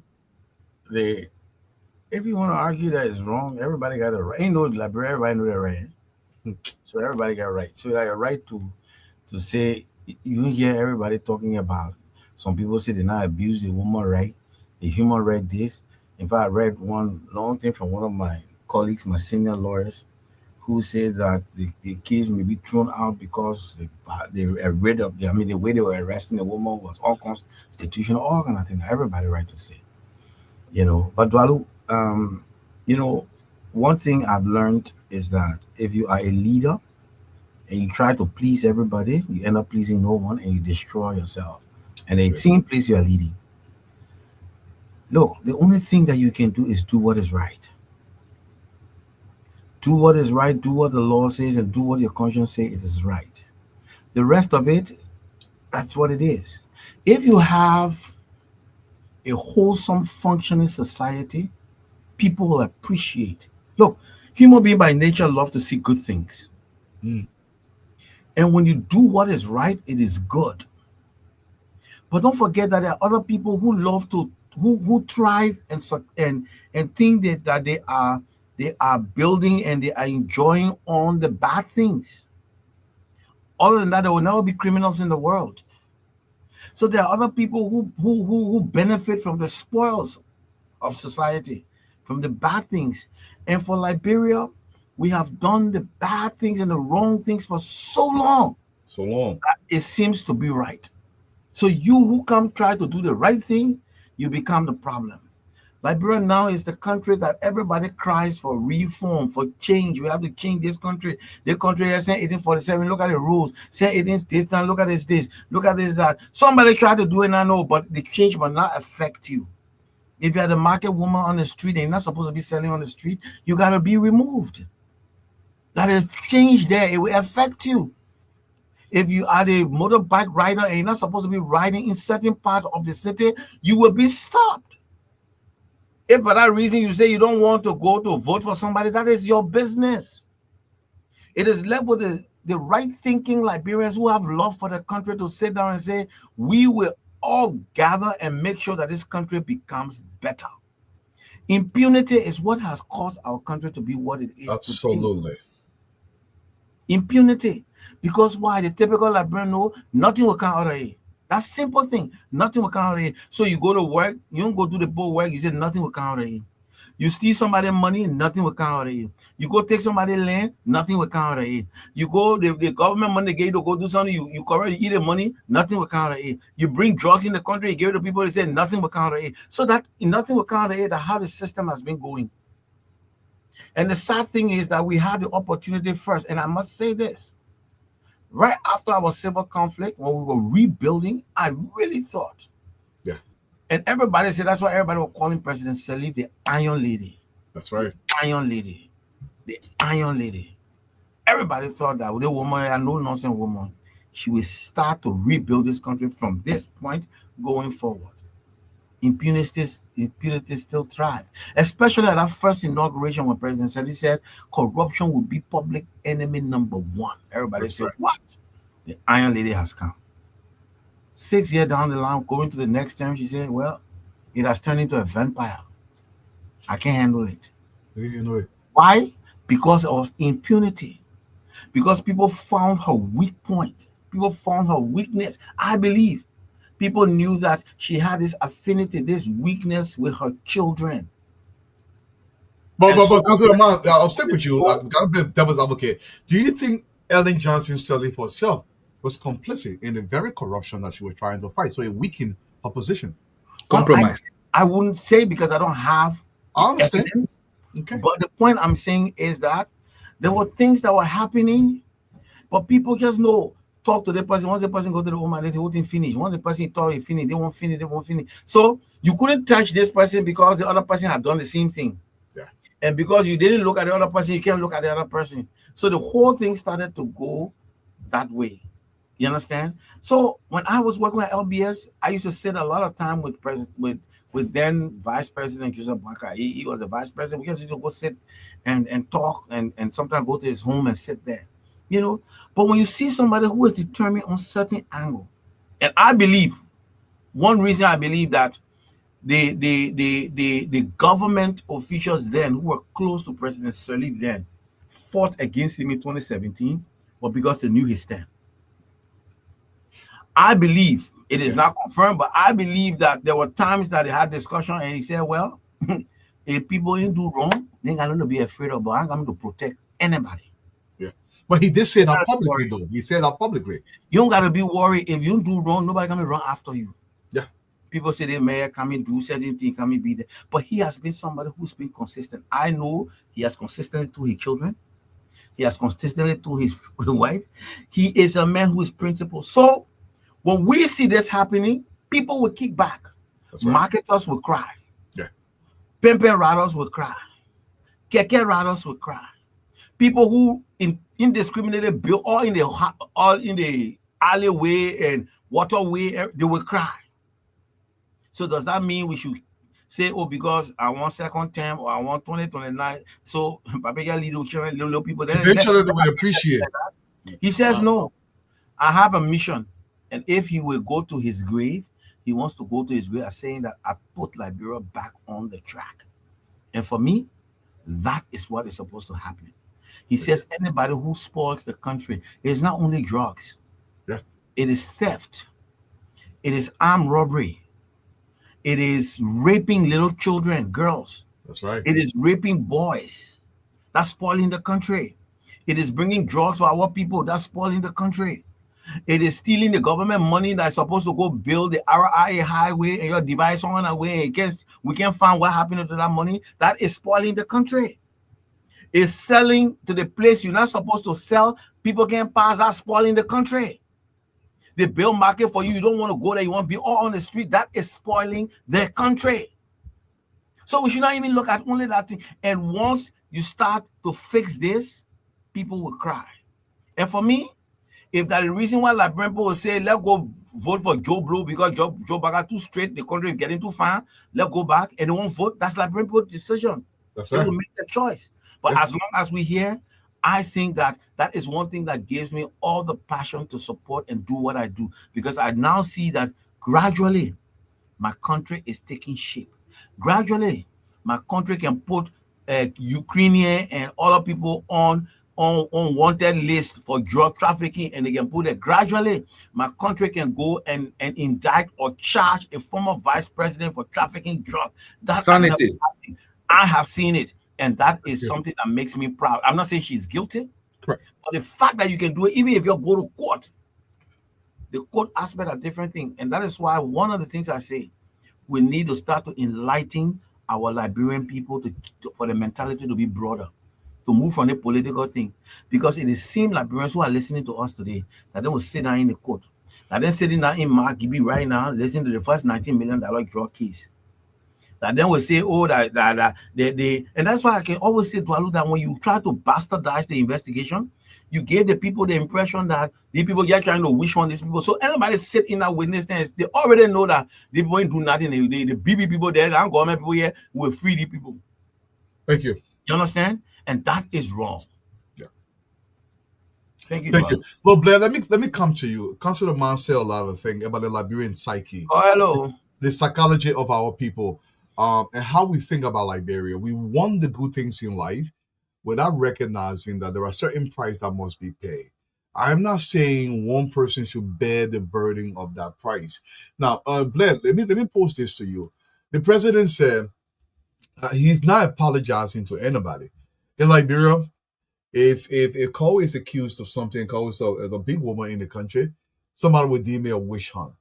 And then when you see witch hunt, the first thing is everybody coil away from that claim of witch hunt. So you say, in the war room, I will yell leave it. Like President Ellen Johnson Sirleaf, former President Ellen Johnson Sirleaf will say, corruption is a vampire and not evil. Or former President George Weah say, we all family.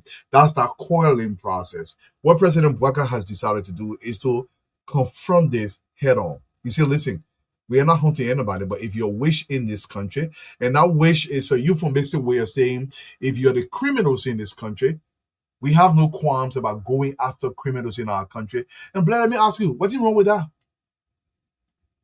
On mute. Thank you, Dualu. One of these guys said something on the other show, and he said something. He said they have left the drugs, they fight the war on drugs, and now they are witch hunting people. So to myself, I said, when you people were calling on the government to arrest certain people in government, I was injure hunting. I'm sorry, Blair. Let me just say something. Dwalu? Yeah. In as much as we tolerate people's speech, but I think this platform should be decorous. I'm seeing on the thread some very unsavory languages. Yes, thank you for pointing that out. You can criticize government, you can criticize Joseph Boakai, but I think if people start to use insulting words, we shouldn't tolerate it. I think if we can block them, we block those people. If the president doesn't apologize, we got to take them. See some posts from one Rodney Chesson. Yeah, I think it's very okay. I'm watching it. I tend to block those people without saying anything. It will go somewhere you can disagree, you can criticize, you can say what you want, but once you use insulting words, we keep it clean. Platform. Please, guys, let's keep it clean and compromise, right? And Fatima does a great job too, letting me know. Sometimes you can see other comment because it's going so fast. But please, let's keep it clean and civilized. Blair, continue, my brother. Yeah, so I said to myself, when you people were saying government officials are involved and they must be arrested, interrogated. So I said, so your own was like that is injure hunting. And the government wants to go after people now, even people from within the government and outside of non-state actors, it becomes a witch hunt. Look, let Josiah Boakai be known as the greatest witch hunter in Liberia history. If you think that you could bring drugs into this country to cripple the image of this country and destroy young people, and we are going after people who were the direct beneficiaries of drug cartel money, look, there is nothing else a president can do. Dualu, Liberia have not had a bold president for a very long time that would take the best decision. That decision may be unpopular among the few people, the 5%, but that decision is popular among the 95% of the population. You will see the actions that is being taken. How many people from within the general public that is directly criticizing these decisions and the exercise that is being taken place? It's only these less basic people, 5% from within the other side of the opposition. They are the ones running around and causing noise. So by them putting their necks on the chopping board, if I don't provide the evidence for the 8-hour, my university degree must be revoked. Nobody cares for anybody university degree. Bring your facts and your evidence. We will support it. And anybody that has to be taken out of government, the person will be taken out of government. But I think what the president has done by supporting even the statement of affirmation and support to the security apparatus, I think it will further boost what they are doing. They will go further in digging out information and to get people who have been responsible for the thing. But to say if we all are sister and brother in the country, then what we're burning by each other for? If we are brother and sister, I will admire Fatima or Councillor Man or you. Yeah. We all see farmer getting in the country. You see also your hardcore you want, you can see we sister and brother. And they see me as sister and brother. They see me as sister and brother. I may running behind a leg in the country. So Dalu, the thing here is that the president said, I think that should serve as an alarm to anybody. That if the president can say, even my wife, the wife that gave him those beautiful children, if he can say, even my wife, that young, beautiful girl he met that time, he fell in love with, and even to today, his love runs deep and deeper. He said, if she's part of it, we will tie you. My son, you part of it, we will tie you. That should suggest to anybody, if a president can put his family in the fire line, if anybody gets in that fire line, it means the bullet will have to hit you. Thank you. Thank you. Abraham, we will come to you. You see, call go to studio. I don't know call a music. People call play on music. I don't know if they can't do it. That's the music. I'm coming to go there. But Abraham, let's come to you. What you say? 1 year my sister-in-law's song. She really be making the show boring, really. Every day to play this one. Let's mix it up a little bit. Let's have fun. You also man dancing. You also man dancing. What kind of things you do on the show? You also have a dancing buka. You not see your music. You not see your music. Do I look like real professor and general at the same time? We all last one, but I see no song yet. When I see the song, I'll play. But anyway, I'll go in the chat room. But let me come to Abraham. Please continue. I'll just make it. Yeah, I know. Abraham, you have not spoken, right? Abraham, if the president is willing to put his own on the line, and if you are not part of his own, man, I put that in quotation to mean his personal family, his wife, his child, and if you're an ordinary person, and your hand was normally in the cookie jar and you were stealing, what kind of message does that send to you if the president is not willing to spare his own? What do you think he would do to you if you get caught? Abraham.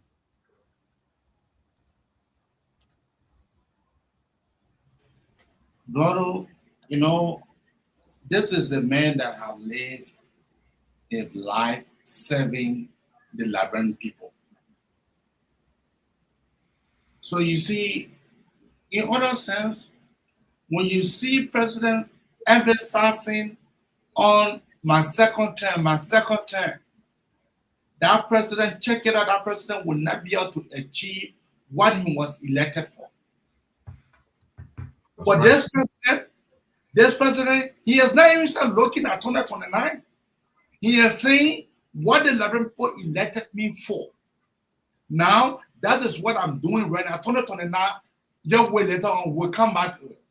But what that the Liberian people elected me for the first 6 years, that is what I'm delivering on now.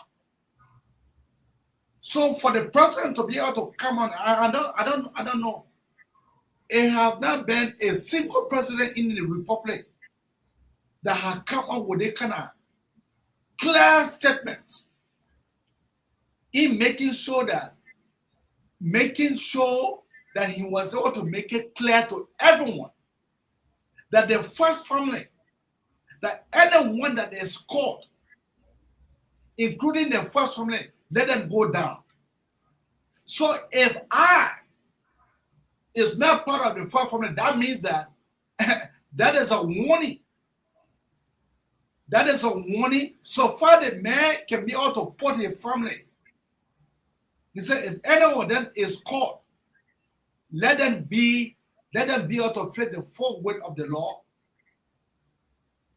That means that you that is a citizen in the country, you are to do the right thing, or else you yourself will bear the full weight of the law.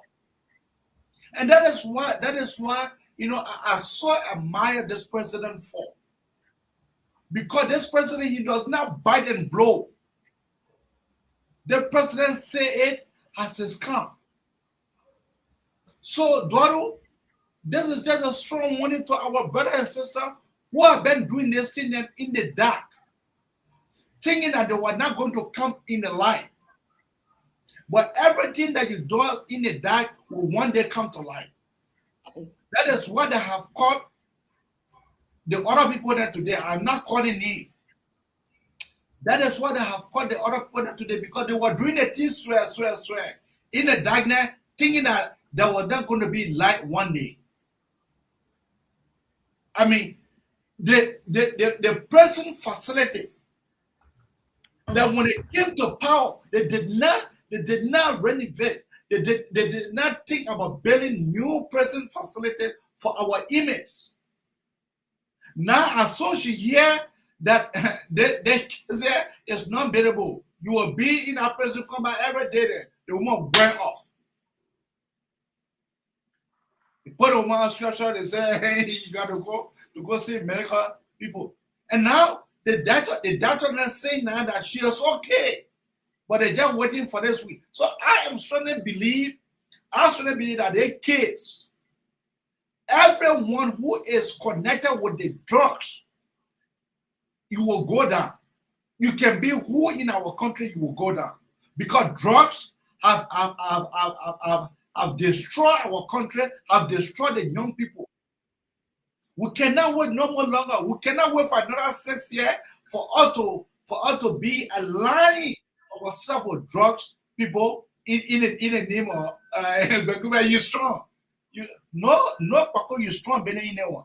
They want the Papa has said it, and you know, there was a speech that the Papa made during the induction ceremony of the judges. I don't know, it was the circuit court judges. And the Papa said it very much clear. Those that are thinking that you will bring drugs into our country, let them hear me very well. Let them hear me again. So a hint to a wise is cost sufficient. Thank you, daughter. You are muted. You are muted, daughter. Thank you so much, guys, for continuing to be here. And my brother George Rig, and I hope that is the case. We'll be happy if that amount of number of jobs are brought to the country. Carl, let me ask you this though. What? Nobody tells you hi, but you put your own out there. Why before you even talk of, you know what? Let me put it in your court. What do they want this puppy to do? What you behind the music for, Bruce? I can introduce you to the platform. That music, okay, you know what? Let's introduce her first before go ahead. Yeah, runs up. They told them report the police station. One to point at me. The cars have a even for run to the police station. But the minute people the phone and come up, one of my agents out. I'm going to go police station. Our people once cried, you killed my mom, you killed my pa. I fought for you, for too long our people paid the price so sad. We cried save the state, and JND came to the rescue. MOJ1, joint security on security, no impunity. Stand strong in service of God and country. MOJ1, joint security in service of God and land. Security on security, we take a stand. Bad souls get bad medicine, it hurts to understand. But now we say no more, this justice we command. You be my mom, you be my pa, you be my friend, it's true. You be my people far away, but law must see you through. No more impunity, no matter who you are or do. The evidence will reach you, and the law will follow you. We said save the state, JND came to the rescue bride. We cried save the state, before it was too late for life. We cried save the state, put our nation back on course. We said save the state, and save the state they will with force. JND came to the rescue. Redemption for our land, and new direction for our destiny. At last we dance.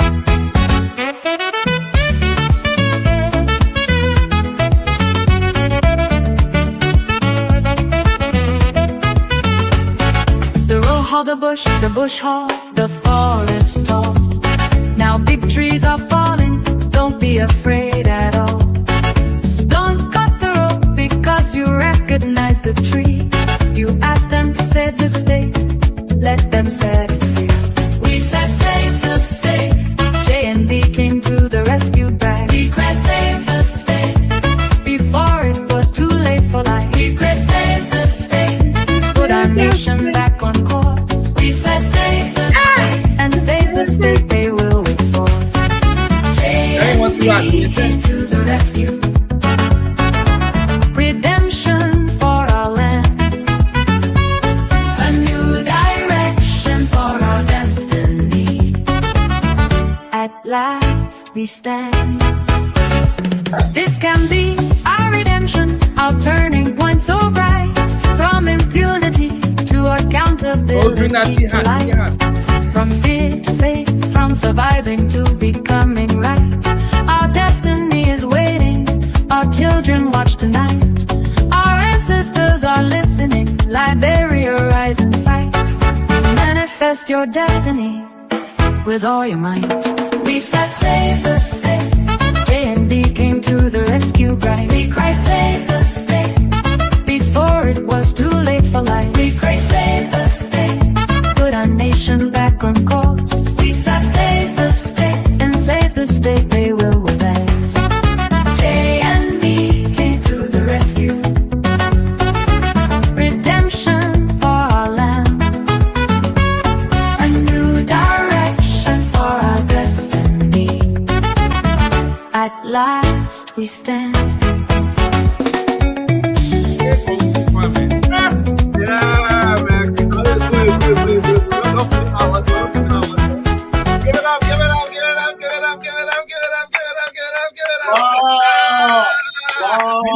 Big shout out to Cole.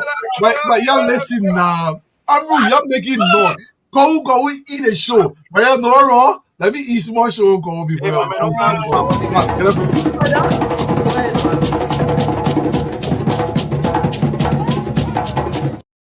On that last time, you know. Go. So, but those are y'all again, y'all. First one, I'm a very tall and large person. Yeah, very tall. Yeah, that's a very good song. So the amount of charisma and energy and rhythm it takes to get that size to be on beat, that's small thing. I want to inside our baby like baseball cow. Well, go. The boys in your court. How do we save the state without law enforcement? I'm sorry, you broke up a little bit. What was the question? How do we save the state without law enforcement? You can't save the state without law enforcement. And I just wanted to clearly, the purpose of governance is secure. One of the main reasons you have government is security. Without security, there's no need for government. The main purpose that people agree to be governed is because of security. You provide security, we give up a little bit of our anarchy. They'll say freedom, but I said we give up a little bit of anarchy, our crazy nature, so that we can be safe. So security is one of the fundamental pillars of any government, is to make sure the citizens are safe. And I just want to say, I listen to people talk all the time. They say the government's not going after anyone. The government is governing. You break the laws, you're supposed to be prosecuted. That's the agreement. You live in a society, you have to follow the laws and the rules. That's right. So nobody's going after anybody. What the government is doing is what it's supposed to do, what it's obligated to do, which is to keep people safe, to keep drugs out, to keep people who launder money for drug dealers and people who smuggle drugs and kill people and do all these horrible things. The government's responsibility is to bring those people to justice so that we can all be safe, so that our children can be safe. So law and order is one of the fundamental reasons we even have government at all anywhere. That's it. So that is it. So anytime you see someone attacking law enforcement, I'm not saying that individual people in the police can't do wrong or in the security sector can't do wrong. That's also an attack against law enforcement when you betray the public trust. But whenever you see people attacking law enforcement that's doing the right thing, I always raise a question. What is your motive? To try to discredit the entire security sector, not individuals, but the entire security sector.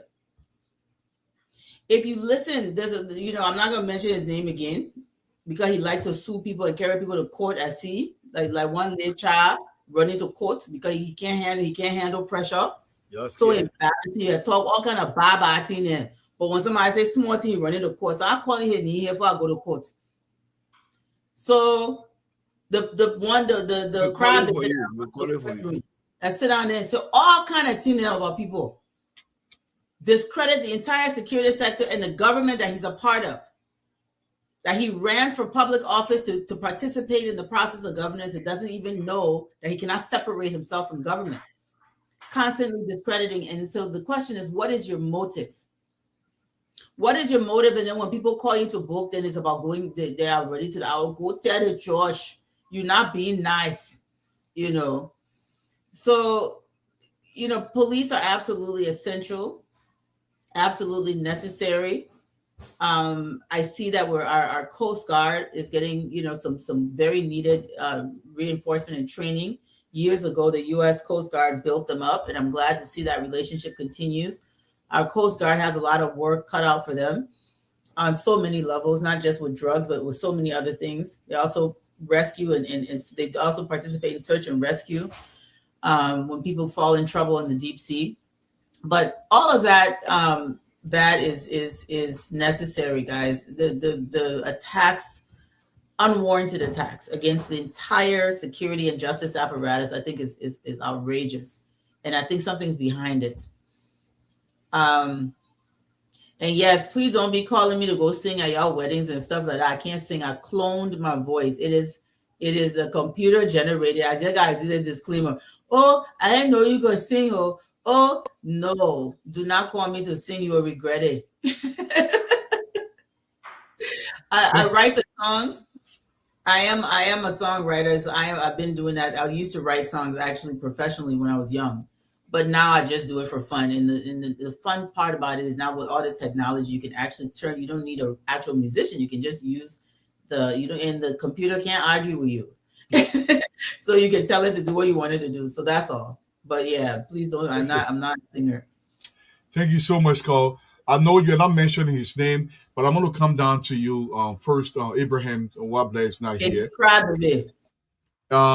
Here's the thing, though. You toy your own, I toy my own. And I understand where nobody breaks any laws, nobody insults anybody, nobody threatening anybody illegally. What is the essence of Mr. Cunningham now taking lawyers and telling Donald Sano that he's going to go after him? And number two, he said, well, so Tano responded to him on the unskilled has obliterated the skilled. And yet it's still the same now. He kept quiet for some time. And I expect Senator Amara Cunningham, this guy, they love to flaunt everything in the country. They alone went to all the great schools, even though they went to those schools after they came into government that anybody can go to for 1 year. And then all of a sudden, these guys believe everything else. Let me ask you this, Abraham. Why would you run to court when two men are having a discussion back and forth? I believe that's a girly behavior personally. Anytime they don't take me to court for that, and for me, I'm ready to go to court with anybody. Why would you must have talking you to your own what do you mean I'm running to court for? You see, Eduardo, Senator Amran Conan, his advisors are not doing him any good. Let me say that again. His advisors are not doing him any good. That is what I said here weeks ago. That Senator Amran Conan, you are a stakeholder. You are a senator. You're not supposed to respond to everything that somebody will post on Facebook. For God in heaven's sake. You're not supposed to respond to anyone. Now, Daniel Sano came on the show. He represented himself as Daniel Sano, not as a deputy minister. Let us have that clear. He represented himself here on this platform as Daniel Sano. So you're going to go after him. You got a change post for a week. So now I see I see that my big brother, I'm not gonna, he is tired. He is definitely tired. And I strongly believe that the best thing that bro Amra you can be able to do is to remain quiet and to do your stuff in a quiet mood. An attempt for you to be able to drag someone to court, you want to court. That means that you have already seen your own defeat ahead of you. And in this public manner, and I'm asking you for you to desist from that attitude, for you to be able to desist from you counteracting with everything that someone must post on Facebook. That is not the Amra Kone that I knew before. I don't know what I've gotten into my brother. I don't know what I've come over him. But again, it is just advisable that it is just best that I be able to advise him as in a public manner that his advisor that he have, they are not advising him pretty much well. And the best thing that Mr. Amra Kone can be able to do is to desist, is to say no to counteracting with anyone. And not only that, yeah. Anyone go on a Amra post to be able to comment, he will come, he will remove you. He will come, he will block you. Stop this kind of petty behavior. You are a senator for God in heaven. You are a senior senator for Babolu. You are a stakeholder in our country. You are not a small potato. So for you to be dancing and going, yeah, and then dancing with Dana Sano, I see that as a fault on your part, and this is a time that our people are able to flag it right away into your face that it is not necessary and it's not a best thing for any leader for them to be able to do. Thank you. Thank you so much. And Blair, before I come to Council of Mind, go in the middle, I want to ask you this though. You know, everybody been on the IG in the country, and I just want to go through these things very quickly before we go to the phone lines. But the president stated today that I want to thank Greg and his team. I still have confidence in his team. Thank you, Greg. I stand behind you and I will continue to support you. President Joseph Yumapwaka applauds Police IG and the National Security Council. Now, the president has instructed his National Security Council to do a job. They are doing that job diligently. And one thing I love about the president, so long you're doing his job, anybody can bring any claims, and so long they don't have any evidence to substantiate that claim, he's not listening to you. What does that do to Colonel Gregory, knowing that the president continues to have confidence in him? Like, Dualu, the first thing here is that who is the head of the armed forces of the Republic of Liberia? It's the president. That inclusive of the army, the Coast Guard, the police, immigration, fire service. They may receive briefing in time, every day. Even this investigation that is going on, I would like to believe that even the international partners that have come to help us, when they are going to brief the president, they go with the president. So the president is being briefed every day as to what is happening in the country. And if there was anything that would make him not to believe in Gregory Cuomo and his team, but now Gregory Cuomo would have been gone. That just shows that he is the commander-in-chief of the Republic of Liberia and he's on top of the intelligence. Now, nobody is singing anybody's song here. If anything that comes after, whether the president have ring praises on Gregory Cuomo, nobody know tomorrow that the song says, right? But what kind of a human error would be so much clear in front of the FBI, the Homeland Security, the USDEA, that they can't, we're going to voodoo that labor, let me say the corner gas, that these people cannot see any little thing said to say, oh, let's put eyes on this guy. So that affirmation of the president just gave more boost to the security to work hard. The president is telling you, I believe in you. Anything you do, you have not shown me any cause that will erode the trust that I have in you, the people that I am the commander-in-chief for. Continue to Thank do you. the work. You have my support, and it was just clear. So anybody who wants to fight, keep fighting. The most important thing, the person who's supposed to make these people to feel weak about the job they are doing is the president. But if the president have come out to say, don't mind the noise, don't mind the dogs that are barking literally. That's idiomatic expression. I don't want for anybody to can't say it again. That follows the president's parable. That do your work. Do not mind the noise in the market. Do not throw stones at the door. Keep focused and continue the investigation. Thank you so much. Thank you. And before Fatima leave us, Fatima, I want you to comment on anything we've spoken about in the meantime. But in the meantime, the police people doing their job before you come in. Let's watch the police people do their job more. I beg you. Like beating you looking for you, we get it. That Moses gray, they pushing get like chicken feathers, so. I got a Moses gray, now turns to push and start car. But who invited gray? Police pushing so. Did I hear gray say let him come again? Oh, the Paris boy is taking serious exercise.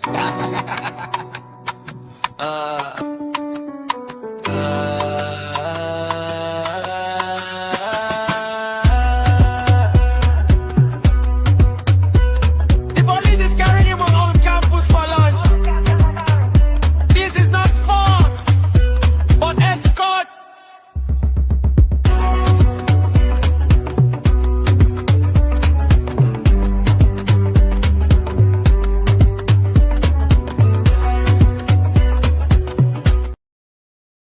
Fatima, the carrier carrots great for lunch before you leave us. So, Dwalo, let me tell you something. We expect them to hate IG Coma. We expect them to dislike him. IG Coma was the one that took top brass for the legislature, who went and burned our building, our capital building. Our case is pending in court. An older man was in town. IG Coma was the one that took that older man that allegedly killed his wife. Her body still in now to JFK, to the morgue there. That IG Coma. IG Coma is the same person that beyond the LDA supporting them in every way, shape, or form with the drug business. IG Coma is the one when they try to carry that flakaje all over, saying the marching all around, they want to destroy lives and property, he can put them in check. They're not going to like him. And it's okay. But for Gregory to have anything to do with all that foolish thing they say, that lie. The same thing. What they can say about Sarah Besto Nyati, and the woman that went and tried for us to get 5-year visa, they can say, good. Yeah, Dr. Jaso Jala there. We're bringing education to our children's doorstep, going to the homes, telling the parents the children must go to school. They will not like those kind of people. They will not like them. They will talk about. Akaris Gray actually said something about me. Say, yeah, man, Fatima is shielding a rapist. And well, unfortunately, he's my cousin, and I feel sorry because word on the street was he was also molested by that person. So I mean, it's sad. Joseph Baka will save you too, Akaras. In Joseph Baka's republic, a man does not have to touch you. He does not have to make you a homosexual, not by choice. Okay? Yes, Liberia is a country where all of us are important. And in Joseph Baka's republic, because he was talking today, he would do this to Joseph Baka, he would do this to the person. So big talk. My people, you keep your eyes on the price. Joseph Waka is trying, look, I just wrapping it in 2 minutes. Today, when you come to Liberia, there's massive construction everywhere. Everywhere. In our lifetime. Oh, don't tell me Fatima is frozen. Fatima, if she's frozen, okay, go ahead. No. Somebody was calling my phone. No, what's that? Okay. An overpass is being built in our country right now. 100 new schools across the country. This president is not only that, he's making sure that in all the counties, not only Lofa, every people have access to their county. If you do, you saw the women, the Gribble women came. They came into town to tell the president thank you for what he's doing in the Southeastern women. Joseph Baga is not picking and choosing. So God will continue to bless our president. The vow women and say, I'm going to tell you thank you. I mean, you're not a gator. When we went for election, I want to they say from the town of young boy and brown gator. I need to care a key, they can care up, they can do vuani jera, it can go up and down. They never saw rule. Today, go to Cape Man. Our rules are being built. See what Sarah Bessel, a Christian woman. I didn't even know she was a pastor. They say she pastor. I didn't know. See what a Christian woman did in Cape Man. Sends over 60 Muslim women to Mecca. Put their name on the list for them to go to Hajj. A Christian mother. See the things that she's doing. Empower the imams to build the mosque. They will not talk about that. All day they passing around making noise. Everybody tired with our Muya story. You'll see boys swishing back and forth. According to Dwalu, let me leave you with these words. Muyanization of our nation will be eradicated. Bukarization of our people passing. And the sad thing about it, when that man was given the highest job in the republic, he was dancing buka. Say we retire him. Now one day and I see that man in studio. He said that he never took our job serious. No, never wanted the job. Liberian people, my people. A hint to a wise, a hint to a person. What is it say? A wise is quite sufficient, right? That's it. Whatever that statement is, that aid them, my people. So your good night, your think Liberia, your love Liberia, and together we will continue to build our nation. Good night. Thank you. Sister-in-law, I love you. Honorable. Okay, thank you so much. Honorable Nanuga, before we go to the phone line today, you and Kowa, I want to come to you guys. I want to play just very briefly for Honorable Gary Coleman today. We know the former VP is in stable condition. Let's listen to the Honorable IG when he was leaving the clinic today, and just get your response after that. Yes. Hello, folks. So we are hoping to speak to the Inspector General of Police, Colonel Gregory Coleman. He's about leaving the Gomez Institute of Medical Science, where the former vice president, now arrested and charged in connection with drug trafficking, money laundering, criminal facilitation, criminal conspiracy. Let's see if we can get an interview with the Inspector General of Police, Colonel Gregory Coleman. Colonel Coleman, good afternoon, sir. Good afternoon. Colonel Coleman, what's the latest update? What's the update on Madam Jua Howard Taylor? Okay, so wait.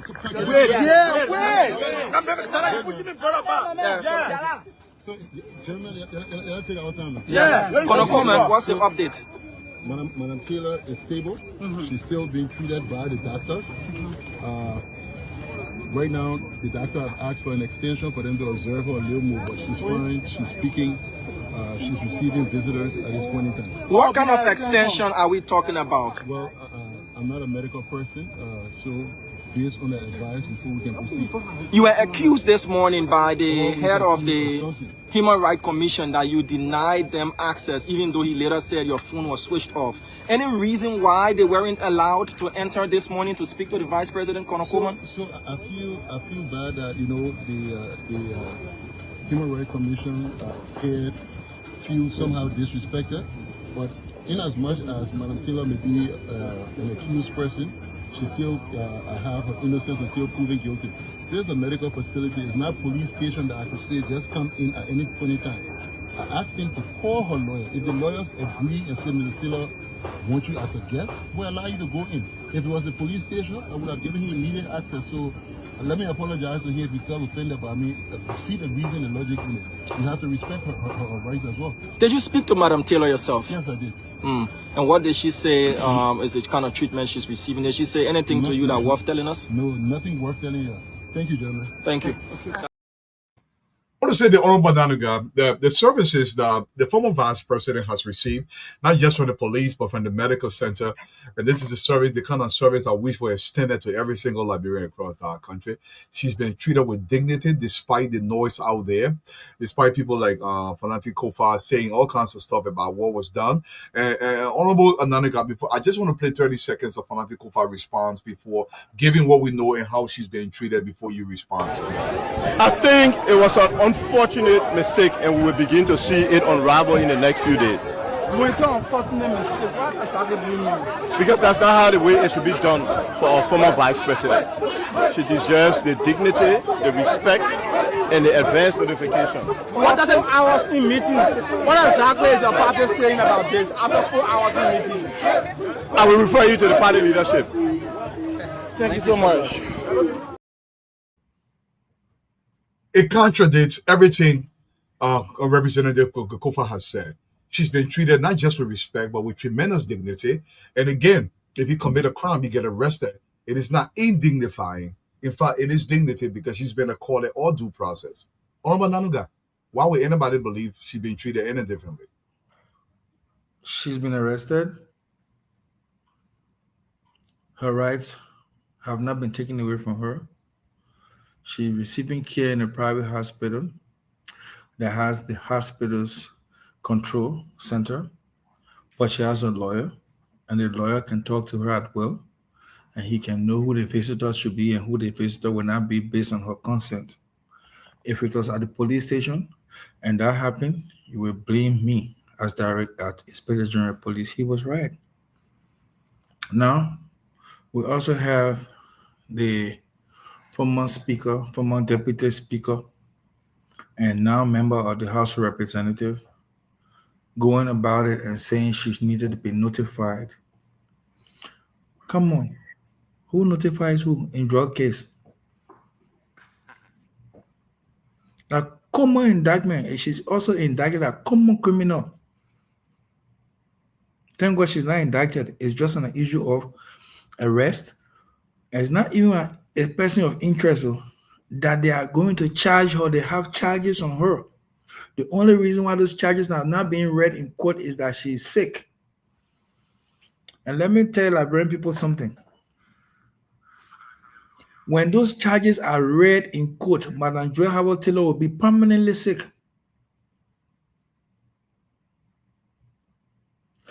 Please calm down from politics. Thank you. Calm down. That fact that you said that it will be unraveled in a few days, Fonanti, let me inform you.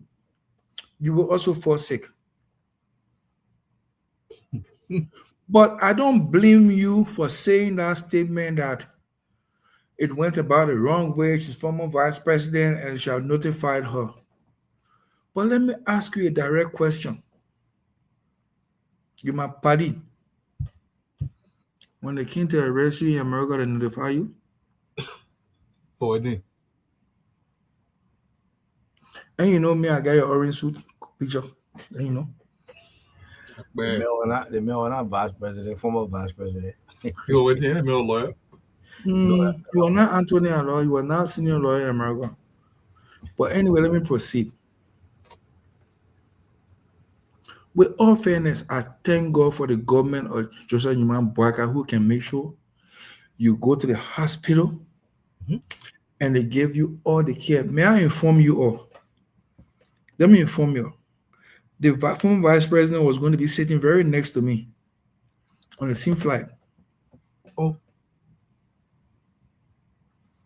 Her seat was next to mine. Oh. I didn't go to the VIP. I went to the ordinary. I go a lot to the ordinary side so I can just board my flight even though I'm doing first class, but I go to the ordinary side. The scene where I don't beat traffic, the scene where I don't do security and the rest, I still go to the normal side.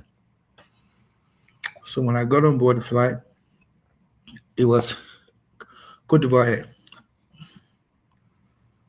Air Côte d'Ivoire, sorry. I saw the other people, I think on Nice and other, about 4 persons were on the flight already, I recognized them. And then The plane started boarding, the plane finished boarding. I didn't know what's happening until I got the intelligence call, say, oh, so.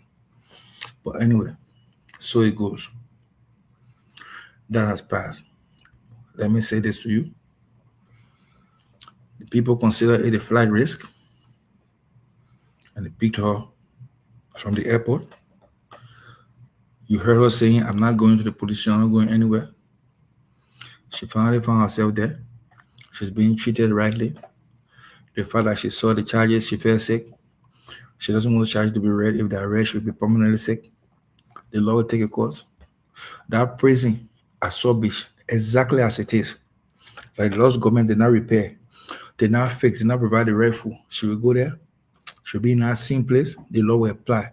So that tomorrow, when I myself is caught to drug, I can be handed the same kind of treatment like the regular citizen. There is absolutely nothing about the law being good to one and going bad to another. This government is saying what's good for the goose is equally good for the gander. Thank you. Absolutely. Thank you. And I know Councilor Lamar is well positioned to answer this, but Cole, I'm going to ask you anyways. Have you seen anything, because I'm truly curious, that was done illegally during the arrest process of former Vice President Joe Howard Taylor? Because I've not seen anything. I've only heard people saying that the woman too good to go to the jail, or she should be on a house arrest, according to the former president for the MPP. The woman may be sick, so big, get PB sent, and not good for her. With the exception of all of those being screamed, I'm not seeing anything that they have done illegally in the process so far. Have you, Call? Before I go to Honorable Ma, because he's well positioned to answer that. Yeah, I mean, there's a couple of things happening in the psyche of the citizens. It's Stockholm syndrome, really, is what it is. When you're abused for a very long time, you start to look at your abuser as some kind of benevolent person. It's a psychological defense mechanism that abused people use to cope with their abusive situation.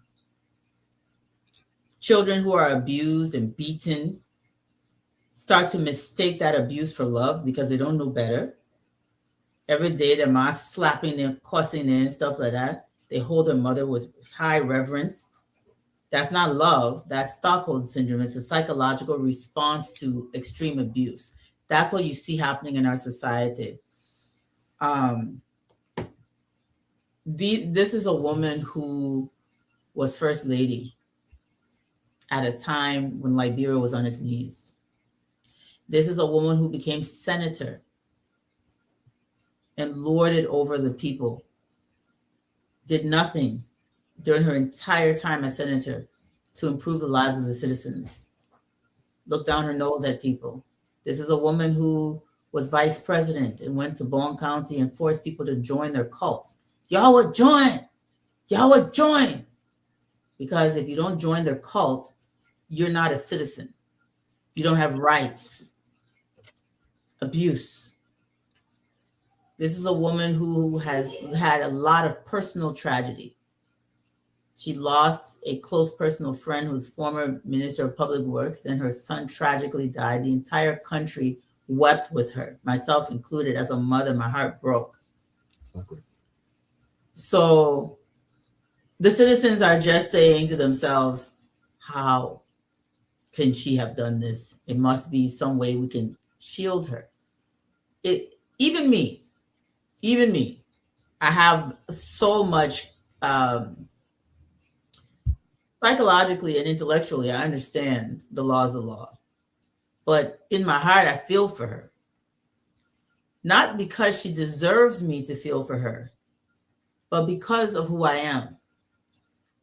Not that she's earned my compassion or my sympathy, but it's just who I am. Accept my sympathy. But at the same time, I agree with Chris Onanuga. What's happening is what's supposed to happen. The law is the law, in fact. And the treatment that she's getting is actually special treatment.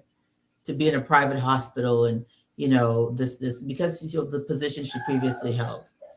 If anything, she's being afforded way more courtesy than anybody else would, than I would, than any of you on this panel would. Way far more courtesy.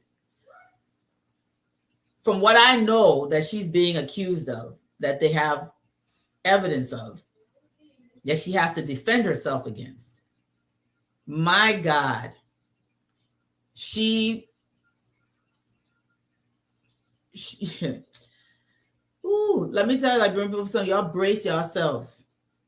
You guys need to brace yourselves, and you need to understand that information is going to come out. You just got to stand strong and be prayerful and mindful. But these people that we feel sorry for are not good people. Though they're innocent until proven guilty, no court, no justice system, no president, no justice minister, no international community of joint security investigators would lie on a former vice president who is a woman, a mother, Yeah. and has had all those positions. Nobody will lie on her. All that thing for Nancy Kofa then talking, because he got his own case pending. He's been accused of burning our Capitol building in a tantrum hissy fit because he was mad that the speakership was being taken from him. So his retaliation was to burn a national building, Cole, now you're talking that the Holy Spirit talking through you. Or the facilitation of a facilitation of a national building, burning it because of his personal greed for power. That's the man that's telling people things are not just because he knows his time coming. He's been indicted. Listen to the voices that are talking. Yeah. They're speaking in their own selfish interests. The last thing I will say on this topic, two last things. Quickly, yes, she was treated fairly and according to our laws. I don't believe that any of her rights were violated. If anything, she was given privilege. And the second thing I would say, the last thing I would say to this is that when you step on the tail, the head will holler. When they started stepping on the tails, all the hollering heads that came out to talk. Yeah. Some of them were in high places, elected offices. Some of the hollering heads were previous government officials, high level. Madam Jewel Howard Taylor was one of the hollering heads. Y'all see what happening today? You step on the tail, the head will holler. If they were smart, they were going to be very quiet, but they were not quiet because when you step on the tail, it can pin you and you can just react from the pin. But they were saying that Liberia, so they don't need to be quiet. Thank you, Bob. Y'all see it. And how we start making preparation that Honorable Man closer on this topic. Honorable Man, I'm going to ask you this though. Obviously, the first question that I asked before as to whether any rights were not observed or they were trampled in any means, shape, or form. And the second thing I want you to comment to the very young people that have been taken advantage of through our society. Most of the young people around, former Speaker for Nancy Kofa, they were like minimum. I saw average age after 35 years old.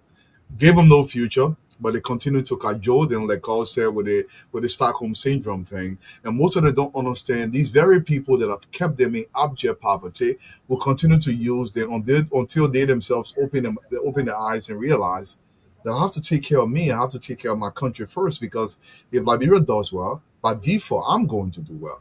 Do they understand this, Honorable Man? Harris, preparation.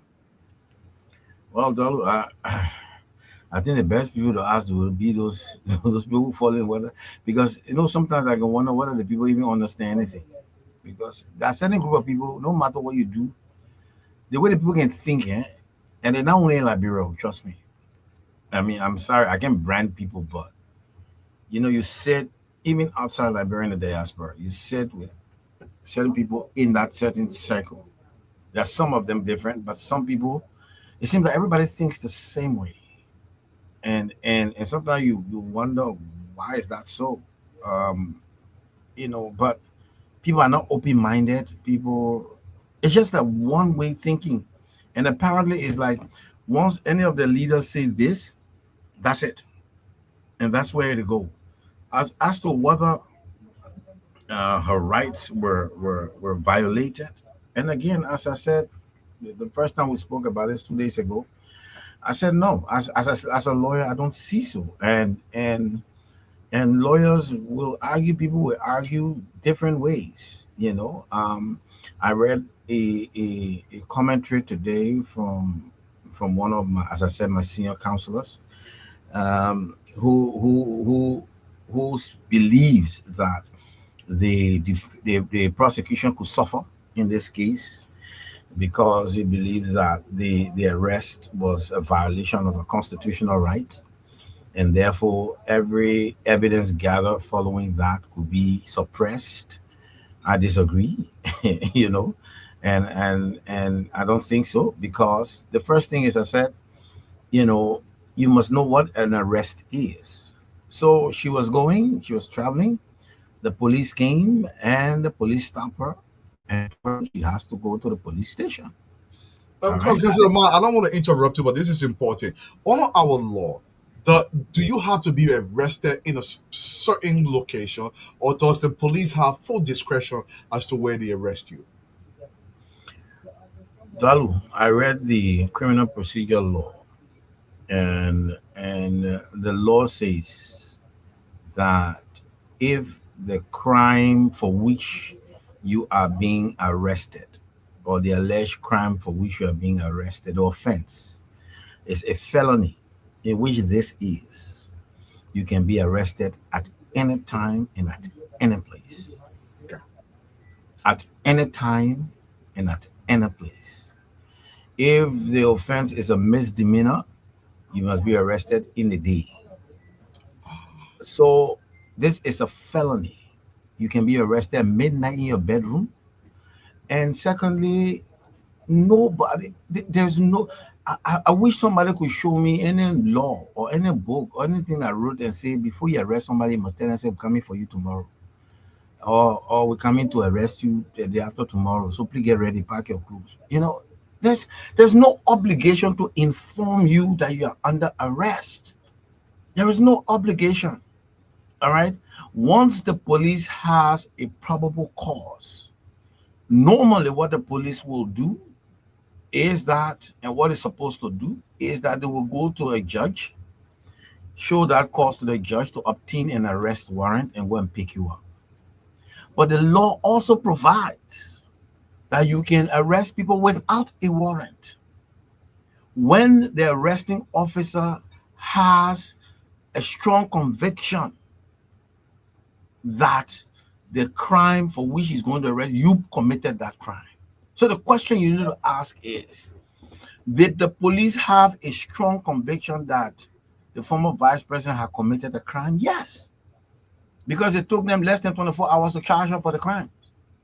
So all they did, all the investigation in the background, and probably they thought that she's traveling. It may hamper their case going forward. They don't know probably how long she's going. They couldn't hang on, and they went to arrest her. All right. It was not an invitation. They didn't invite her. They didn't give her an invitation and say, oh, we want to talk to you, please come. No, they went to arrest her, because the fact that they deny you movement is an arrest. And the law says you can arrest the person any place, anytime. But besides that, if you think it's a constitutional violation, she has lawyers. Her lawyers would have strictly run to the Supreme Court. The Supreme Court will say, oh, no, you can't stop the woman from moving. They will live there. They say, let her travel. You understand? You think she ain't got lawyers? She does. And so for me, I disagree with a lawyer who says that you will go to court, and once the court rules that her arrest was unconstitutional, then everything else. That's not true. I don't agree with that. Because you see, when you're going to court, there are different steps of the case you must look at. The arrest. Let's assume, all right, for argument, let's assume that argument's sake, yeah. Yes, let's assume that the arrest was illegal, was unconstitutional. All right, not illegal, but unconstitutional. Because unconstitutional doesn't necessarily mean it's illegal, but unconstitutional, right? Yeah. You stop her from moving, and she's supposed to move. You stop her from moving. That's not a crime. But you just stop her. You stop her and from exercising her rights. All she would do is to say, I have my rights to move. So ask the court to please declare my right to go, so I can go to the place I'm going. All right. So if that is the case, the court will say, well, you didn't come for a warrant, so you let the woman go where she wants to go. All right. But does that mean that if the court say, okay, the way you arrested the woman was unconstitutional, I mean the whole case now died? I mean, everything else. No. The evidence is a different thing altogether. And when you go for suppression of evidence, for evidence not to be brought in the court, it is that different test. It's a different test. It has nothing to do with the mode of arrest. It is the mode of gathering the evidence. How did you get this evidence? Did you go to the woman's house without a search warrant and pick up things from there? Her lawyers can say without search warrant, because that one part of the law says you need such a seizure warrant to go to somebody's house. Correct. Do you have a mixed statement in the police without her lawyers? If she made statement to the police without her lawyers, the lawyers can say that statement will be stricken off and they will never allow it in court because she made a statement unless she agreed to waive her Miranda rights. Those are the different steps. So you can say and write and argue that if the court sees that her arrest was unconstitutional, then it's a problem because they could move for suppression of all the other evidence that gathered after that. No. She went to the police. Did they ask her to make any statement without her lawyer? Did they take any statement from her? Absolutely If not. she went to the police, even if her arrest was unconstitutional and she reached to the police, she said, I'm not talking to my lawyer, come. The lawyer came and they questioned her and she gave statement in the presence of her lawyer. You cannot come to say that statement cannot be accepted because her lawyer was there and she gave the statement in the presence of a lawyer. Yeah, but Councilor Ma, before going to the phone, I got to ask you this question.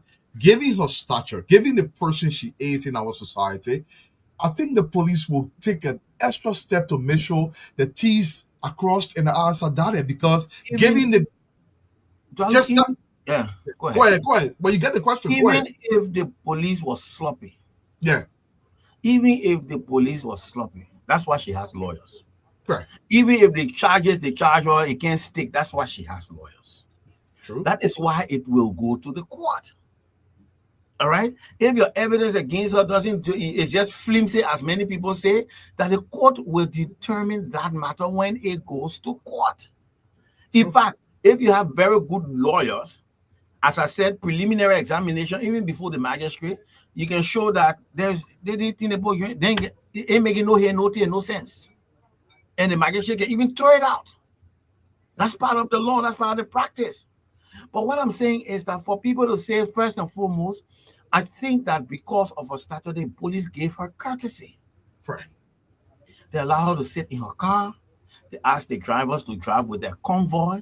They didn't handcuff her. They didn't do that. That is not what the law says. The law doesn't say, and you know, when the former speaker, also a lawyer, a counselor, says because of her stature, that's why I say, show me the book that says when the person that be man, when the person that be man, you might not handcuff them. Look, in this America, I have seen in the teacher wanted to be in the picture. In the Capitol. No, yeah. In the Capitol. In the Capitol building. I have Senator. seen in the senator, I've seen the security people knock the man down, put him behind him, put tower there, and like thank you. They knock him down the ground, put him storm on the ground, put him behind him, take that tower. A U.S. senator. A U.S. senator in the Capitol building. Yeah. In the Capitol building.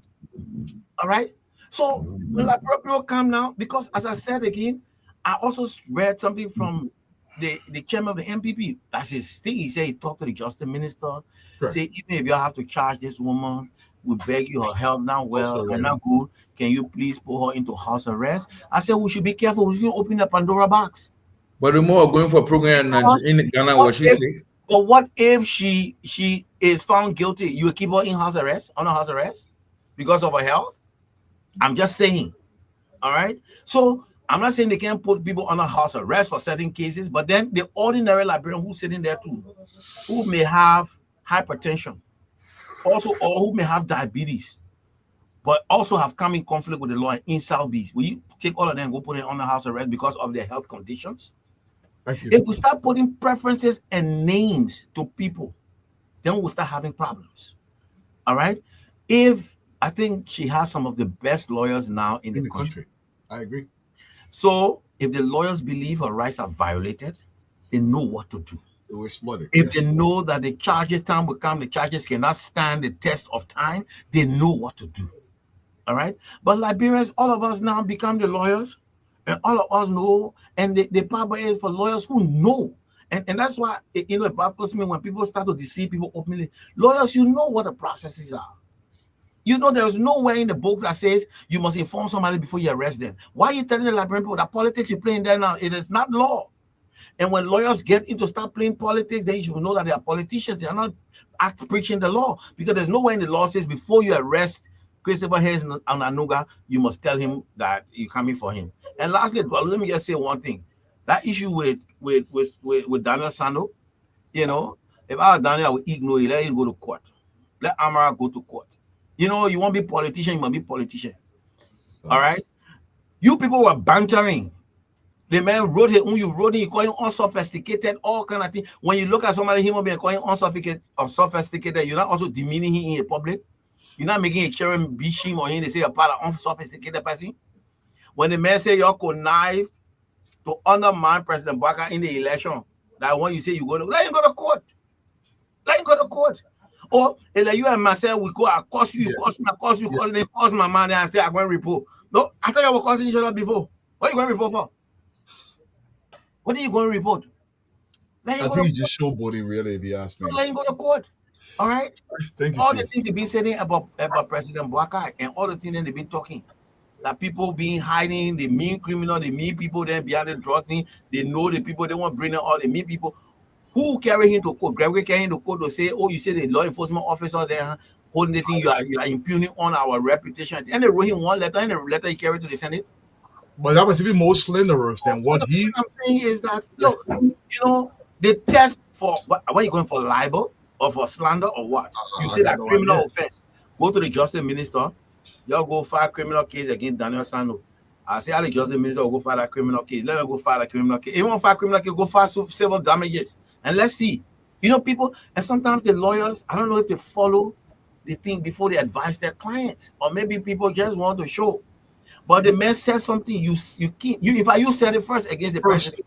The man came by and reacted to you. You reacted to him. You reacted to him again. You've been throwing banters at one another. Then you get out and say, no, the other one, you touch it, you cost my man, you cost me too high. So I'm going to court. Me, I let that kind of fight it. Man. I beg you, man. I really listen to your screw even more. No, Harris. God, give me the high book and fight. When you slap one person, slap by slightly hard down, then you say, why you slap me hard too? I will report. No, I'll slap you one time. I'll slap you hard down. That when you slap me too hard, so I take you to court. Oh, so I will call my people. Yeah, go ahead, people. Take your football. Take your football. Yeah, give you a slipper, so go show the man. I will just slap you soft. They slap me too hard. I will call my people. Senator Crab, baby. Yeah, Senator Crab, baby. No, Harris, that hear from our people. I know you all shut up. Let hear from our people. The senator, if I were here, I would withdraw that thing very quickly before you go. I beg you. It's embarrassing. To all those who came under the post to give me accolades and also attack me to apologize. Sorry. The man saying sorry. Harris, let hear from our people. If you already set up, if you're not set up, let our justice minister speak for 1 minute. I want to apologize. Yeah. Our justice minister read small thing before we go get the phone. For the hour, that's what you. That's small thing. Fellow Adherents, members of the press, ladies and gentlemen. Okay, so we go to the lines and take your calls and take your calls tonight. 0778-665-699, 080561644. And 0776293620. This person, good evening. Good evening, sir. Good evening, let's hear you. My name is Moses and I'm calling you from Boston.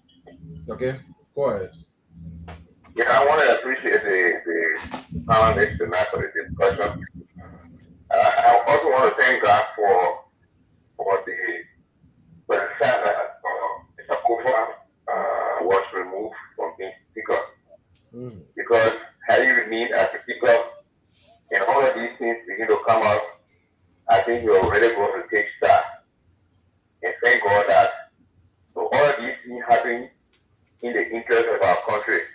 Yep. I also know that one time the senator, former senator and former vice president, when she was senator for Bunkana, the money went there for the Bunkana University. That woman there, they swallowed that money. Today they get up there, they're not up to standard. So all the things that are happening are so important and expose them and let them be prosecuted so that others will see the action of the government and they will not follow their steps. Thank you very much. Thank you. We'll leave you take more calls 0778 This person, good evening. Thanks for joining us. Good evening. It's good to have you. Mhm.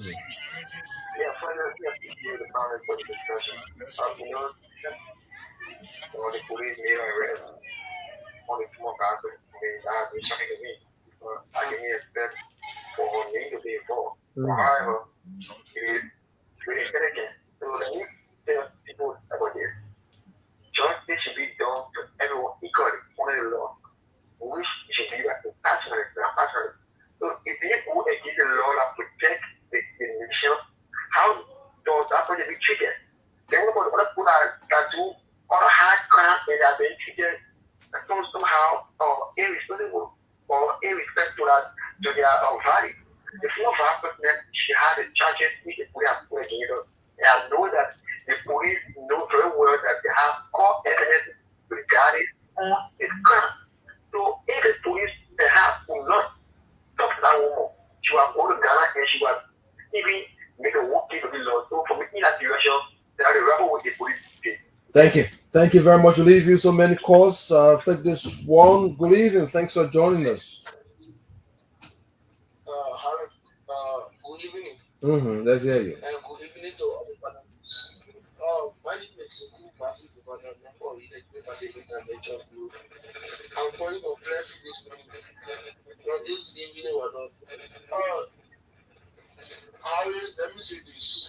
You know, during our month, some of who wish you a speedy recovery, no matter how she gets sick, let her get well soon. Because she wants to spend the justice. And nobody will die here. Nobody die you. The thing they did allegedly in a sense here.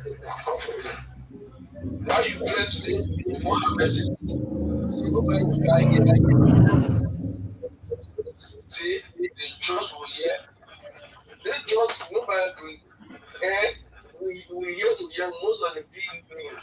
All other garden for the other side, they are talking about big news. So when a big news come on, they say, no, because it got President Baka, it got Juju Baka, it got more Ali, it got Pajo, Okay. So it can't be. So I want to say this to the ability of cool on this. If they can come to me to the night, the way they clean me, they put them back, not go after their home. So when they come to me to the night, so let them go after President Baka come in if any one of them be involved, so that how we can get them. So they want to go out there, nobody die here. All the people that can say nobody will die, you will come up, you will feel the justice. You work for me, I know that they are Thank you. West. Thank you. We'll leave you this person. Good evening. Thanks for joining us. Good evening, sir. How you doing? It's good to have you at the well. Let's hear you. Thank you. Let me applaud Paul for the beautiful piece. I didn't know that my sister could sing like that, man. God, thank you. I enjoy the music.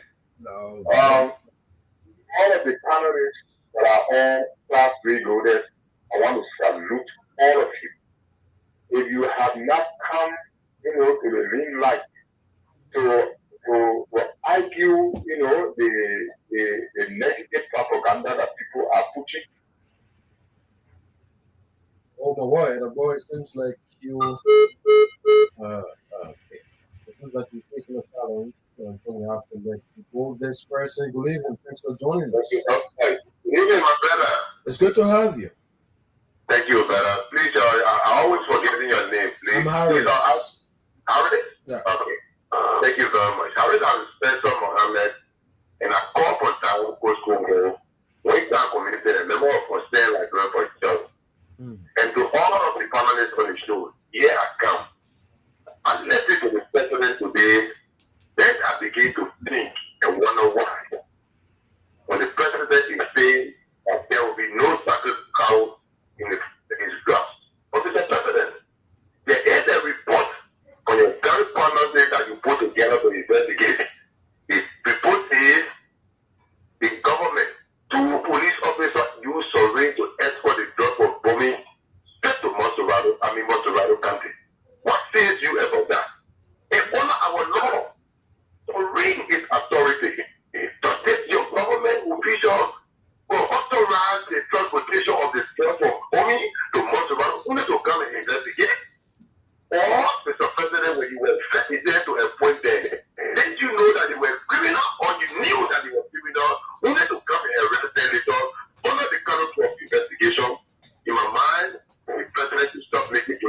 government and race. And the next issue that has to do with this, over the years, we hear some of these economists that on the show saying that people were showing us we came from. First thing, instead of speaking the nation today, I want to ask about people that were speaking the very poor hospital. Are you looking for nation or you are protecting very poor? Everything I was comparing yesterday and not so much happening in this country. In my mind, the foreigners, most of them, they are not here. Okay. Every that every year, the body has been praying to me today, and that is wrong. This is not a kind of Nigeria. Anticipated Nigeria that they projected to us that they were going to do the law. But what we are doing, carry on the opposite. Thank you, Harry. Thank you. Always get opportunity to want to come to this platform. Thank you very much. Thank you. Keep listening. Ari, two more calls. Two more calls. With press of time, the panelists will address a concern. This is the beauty of the show anyway. This person, believe him, thanks for joining us. Hello? It's good to have you. You're live. Thank you. My name is Nigel. You are calling for Boston. Mm-hmm. Yeah, those divisions, they are just classy. We let the people arrested, grew up with this car. You went to police station to tell to that some people were happy to ask out whether they were there jubilating. Actually, they will say, well, anybody that commits crime under the law, we are all equal. Whether that person is found guilty, let them go to solve this. They will serve as the evidence tomorrow that after we fight for all of who are there. Secondly, I would just want to ask whether tomorrow there will be no class. So I can do what to do or what are the class tomorrow. Thank you. Thank you. We'll leave you. Our very last caller, this person is right here. Good evening. Thanks for joining us. Hello? I'm calling you from Banos Estate. Go ahead. Yeah, okay. First of all, let me take this time to appreciate all of the panelists on the show tonight. I want to thank all of you today. Tonight I'm very, very much impressed with the president's statement.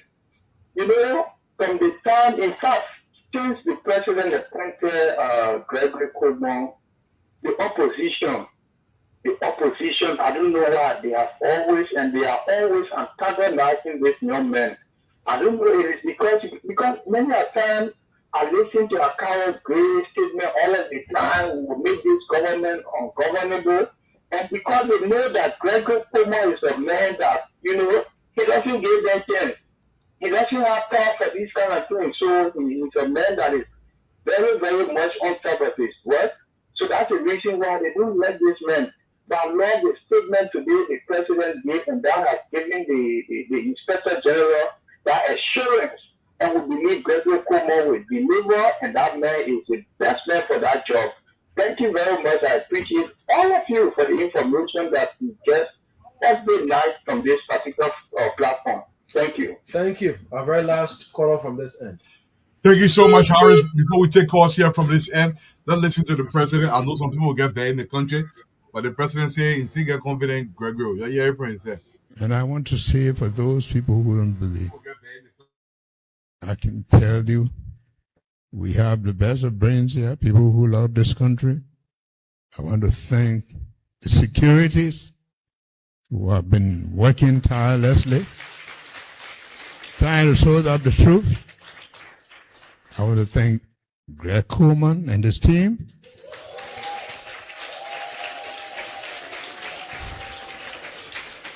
I still believe in them, and I believe in what they're doing. I don't care what you do, who you say. Our country is not to be used as a narcotic state. And we want to, will not end until the truth is known. And the people of this country, we know the true friends of this country. Thank you, Greg. Thank you to all of your team. We stand behind you and we'll support you all the way. God bless you.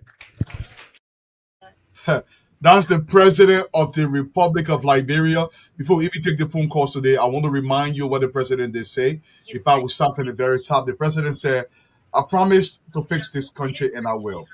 And part of fixing this country, the president has continued to proclaim this. It's on the screen for those who are listening on the radio. He said, I will go after anyone who is destroying our country, whether you are my friend, my son, my wife, or another relative. If you break the laws of the country, I will hold you accountable. That's President Joseph Yamabwaka. And finally, the president did say this: we owe no apologies to anyone who considers our efforts to be witch hunt, because only witches are being hunted. That's President Joseph Yomambwakai. Let's take some calls from the international numbers now. For most of you guys that are listening that do have the number, let's take some calls from you. Let's listen to you. The number is now posted on the screen. For the new, I know you're trying to get into me, but you know the custom here. We got to take the phone calls from back home first. This is the time to place your calls, and let's begin to hear you guys. I call it your live, your name, and where you calling from. How you doing, bro? Thank God, bro. Thank everybody for the show. And thank God. But this game is better than joke.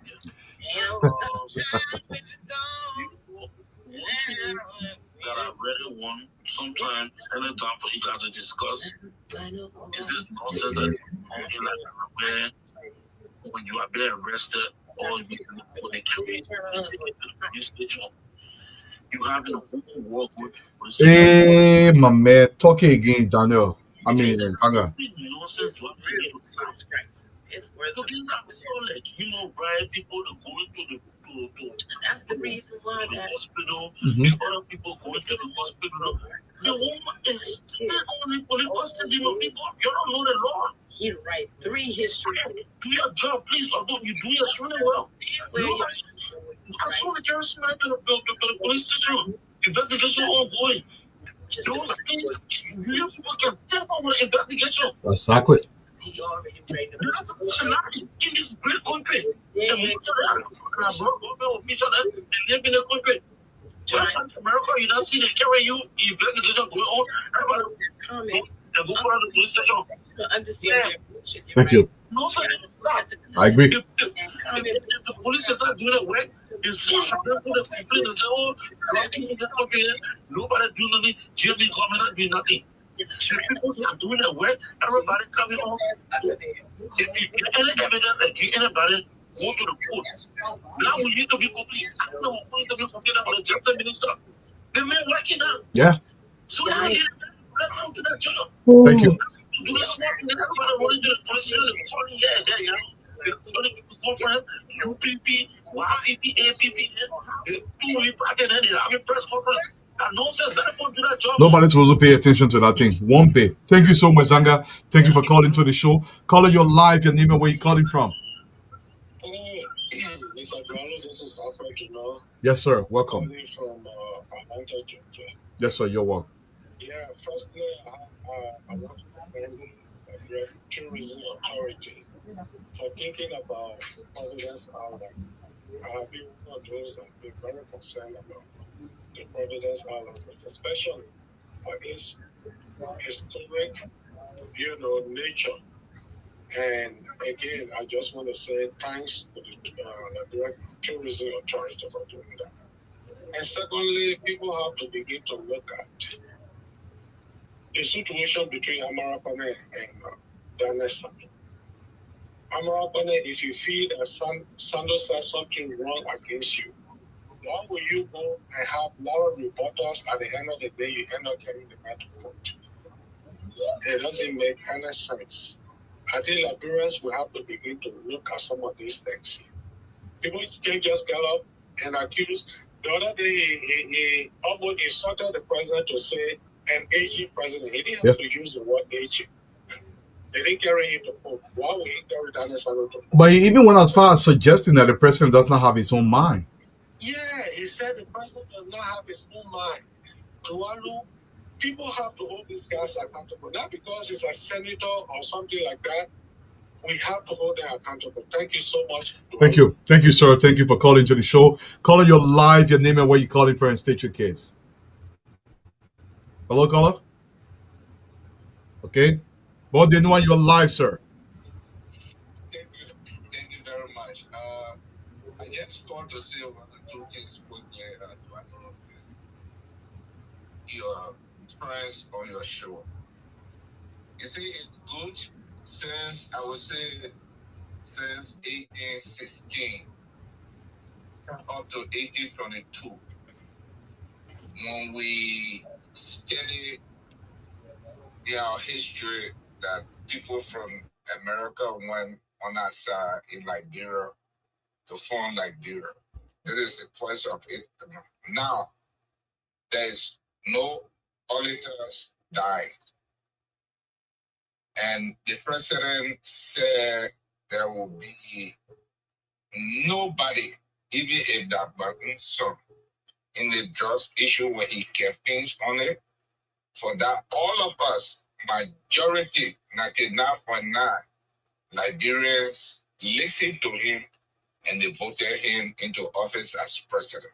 President Boga, thank you for defending your IG, for defending your security forces who are involved into these just issues, investigating people, bringing people up. Look, I am very, very happy. I am very, very happy for Liberia. Since our country was declared country in West Africa, Africa as a whole in 1847. It is a French president. He might not do all that we expect, but this one the Omer is doing. Amen. Thank you very, very much, Omer. We'll keep praying for you until we tell you goodbye in future. Thank you. You very much, brother. Thank you so much. Caller, your live, your name, your location, and state your case. Hello? Hi, Jackie, you're live. Oh, Yes, ma'am. Our president will live long, you go to a year or nonsense here. We pray for them. So I think I want to hour to the whole scene, the whole raw citizens or shameless party. They can't do nothing. I can't really looking when he's still outside, you know that he trusts you. But he's still, you know, I told my dad to get to that. So I don't know where's the attack all those foolish people. Don't waste our time on the battle. Y'all play us. Tell a good job. Y'all continue. Don't let them know that I will beat this for us. More than ever before. We pray for her every day. Amen. Baka will live long.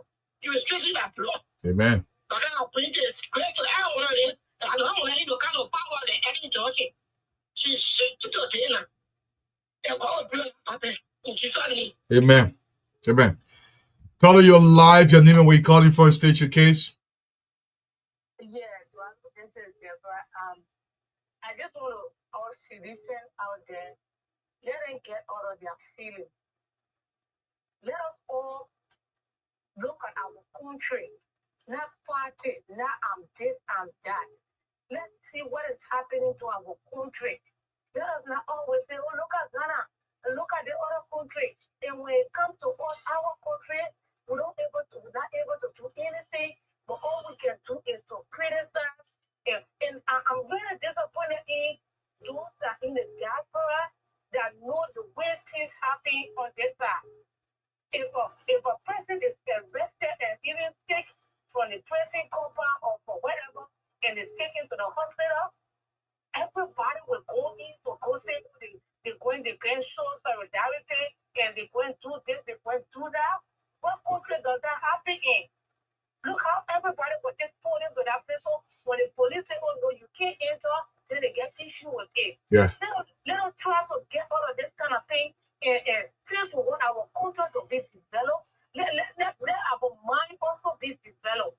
Our country will not be developed when our mind is not developed. Hey, mama. On this social media, cussing and do all these kind of things. If that cussing will make our country develop, no. Our mind needs to be developed. Let's see these things that are happening in our country that have never happened even when some of them were even born. So let us get all of this. Oh, this is my party. I will pray for my party to come back and all these kind of things. And let's pray for this old man, what he's doing for this country. So our country at least will be presented out there that we will also tell the Ghanaians and say, as for we Liberians, we are the best. Thank you. Thank you so much for the show today. Thank you. Caller, your live, your name, your location, and state your case. Hello? Hello? Yes, you're live. Okay. Do not listen to your device in the back, please. Speak directly through your headset. Yeah, don't exactly that. Can you hear me now? You're loud and clear. Your location, where you calling from? Okay, good. My name is Munir Mien. I'm calling from Frankfurt, Germany. Go ahead. Hello? Yes, you're live. Okay. Yeah, okay. Thanks to you guys, Dualo. And I also say, she was in the thanks to everybody on the panel. Normally, I don't normally call when they accept the topic is very critical. Yeah. I'm happy that the tourism board authorities on the panelists tonight. We have keen interest in the Providence Island project because over the years, we as developers, planners, and infrastructure planners, we've always suggested that the island needs to be developed. I want to add that it's just a suggestion, just to understand how the whole budget is going, because there was just few weeks ago we saw an AI generated design, and then only 2 years later they said the project would kick off in September. Now somebody with project planning background with that kind of landmark infrastructure project, because mind you, the Providence Island is at the core of the country's history. It is not a project you can just take within 1 month and the next day you go to implementation. We would like to know from them how was the stakeholder engagement like? Because you want to hear from all professional bodies. Every block you lay on that island needs to be discussed. And then from there, you hire a professional architect so that they can capture the historicity, the concept, the modern intent of the island, and everything is incorporated in what you're going to pay them. Thank you. Because it's at the thing of the foundation of the history of the country. And Thank you. A lot, we can have a lot of that. And we think it's not enough to just take a few Lebanese guys and you take them on the island. You say you want to construct an island. So we thought that the land needs to be discussed about that. And we don't want to do that kind of budget like the way the CDC people did the Tali Island project, because you don't want it to be haunted. You, as Councilor Mar intimated, that project, the boundaries of that project, you have the Slipwood community, you have the Baita. You cannot do any project that if you do not incorporate it. Thank you. Thank you so much. I'm pretty sure they're taking most of the stuff under consideration, but Honorable Adano guys listening. Thank you, sir. Caller, you're live. You're the final caller for the night. You're live. Your name you're calling from. Yes, Dualo, how you doing? This is Daniel Mayer calling from Dallas, Texas. Hey, Daniel, welcome, sir. Yeah, thank God. I just posted something I think on the comment there, but then that said doing the right thing is different from doing what is right in theological studies and in divinity. There's a course called transformational leadership. Now, doing the right thing is President Weah actually did the right thing. And the right thing is doing what people around you want. What you have not been given mandate to do, that is the right thing. But you see, President Braga, he's not doing the right thing. And I said that he's doing what is right. What is right is based on moral. That's why you see on for the 1 Samuel chapter 15. If you go and read that passage, you will see what Saul did. Now, Saul took what the people wanted. They brought the goats, they brought the this, they brought everything, all the herbs and everything into the city. It was good. But was that what God told him to do? That was what God told him to do. The way he had it familiar saying that obedience is better than sacrifice. Now, President Walker has been given a minute by God and the Constitution to clean up that nation. So he might not have friends.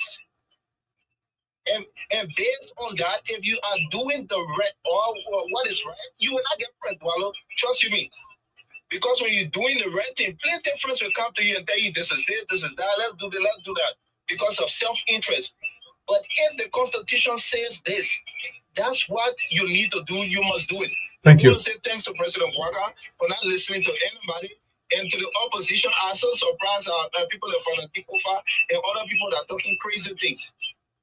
Thank you. And let him keep the hair up high. Thank you ever so much for that. Thank you for your call. That's the final caller for tonight. Honorable Nanuga, we're gonna come to you. We know you are in Liberia for your parting statement for the night.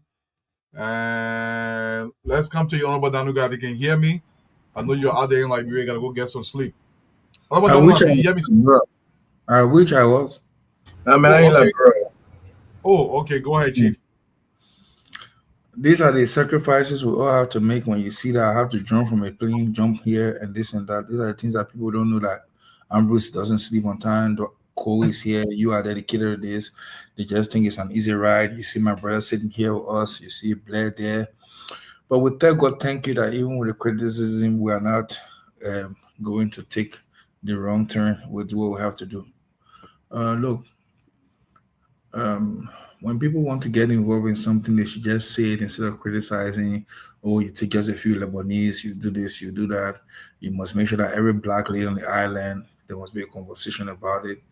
That means that well, you're called to be the historian and deal with the issue as that. But I just want you to know that everything you said, we're taking into consideration to make sure that the right things are done. And yes, if you were on the show from the beginning, Councilor Ma spoke extensively, and I tried to interject with a few points. But most importantly, this is what I will leave you with tonight. That the president spoke about Gregory Coleman and his team.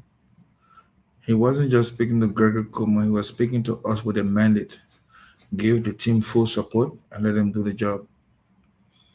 And we have to take it from that point and do what we have to do to every single Liberian who have the heart of Liberia and have Liberia at heart.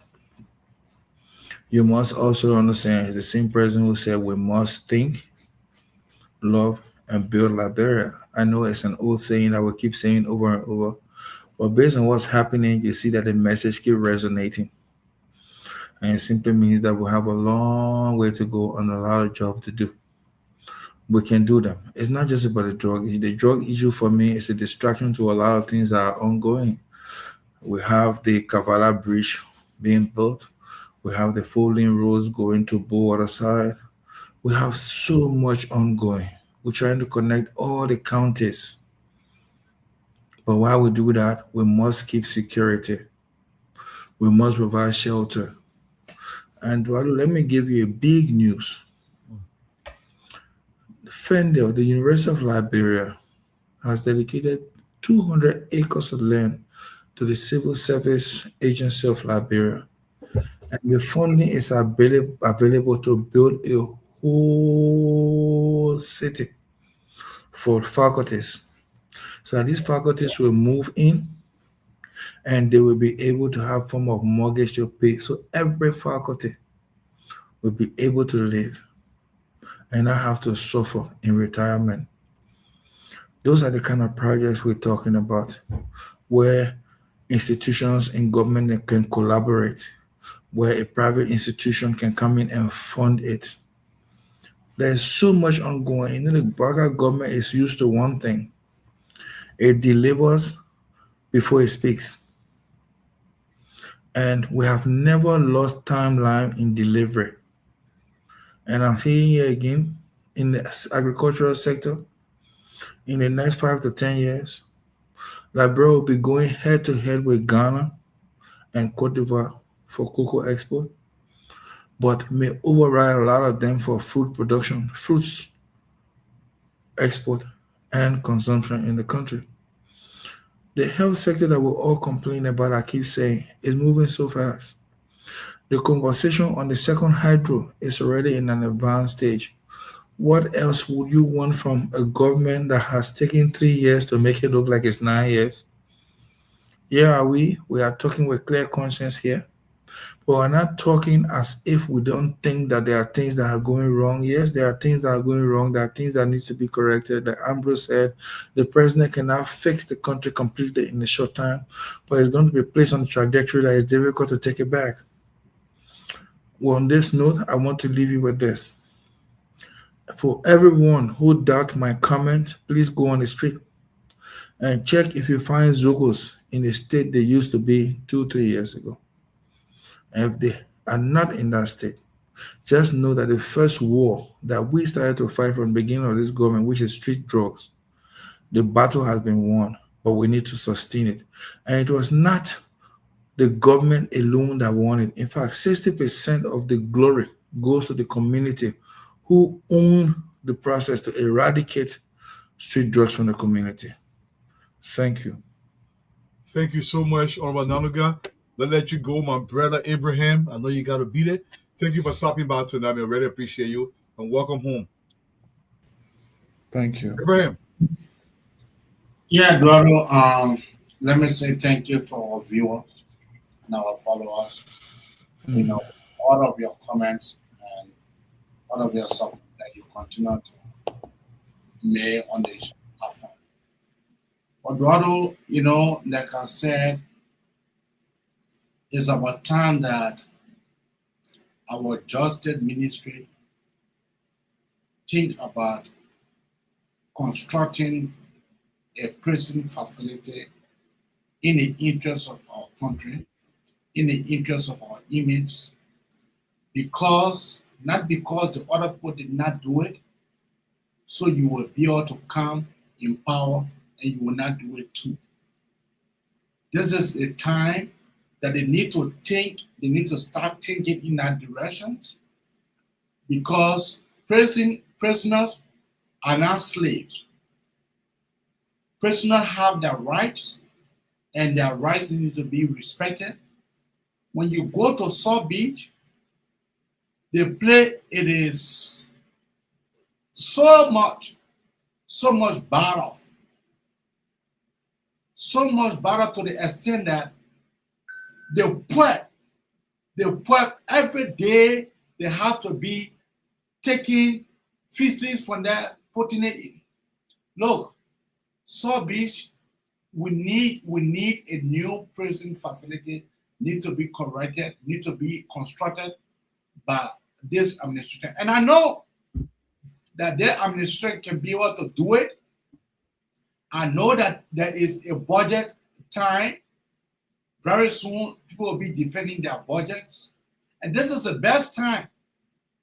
This is the best time that the Ministry of Justice be able to look in that directions for them to be able to see how best for them to be able to construct a new prison facility.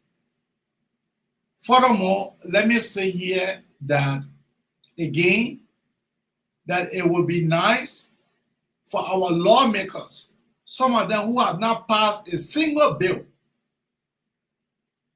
This is a time for you to be able to make your name.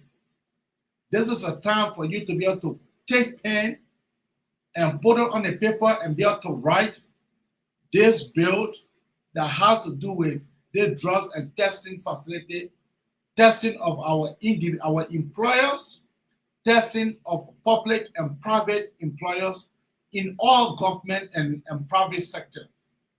In this way, they will serve as a strong means of affecting drugs. But people going to go volunteer services to be able to volunteer drug testing, it is not by law. So it would be nice that they will be able to pass it into law, let it be on the book.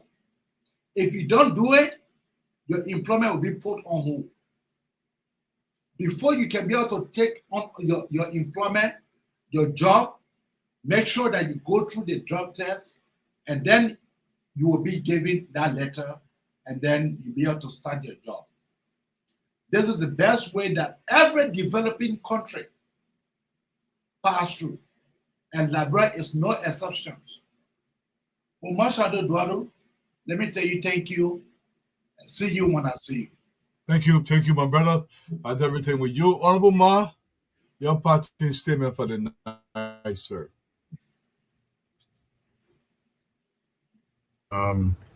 Thank you, Dualu, and thanks to all of our listeners and to the panelists, and thanks to my sister for the nice music. I love that music.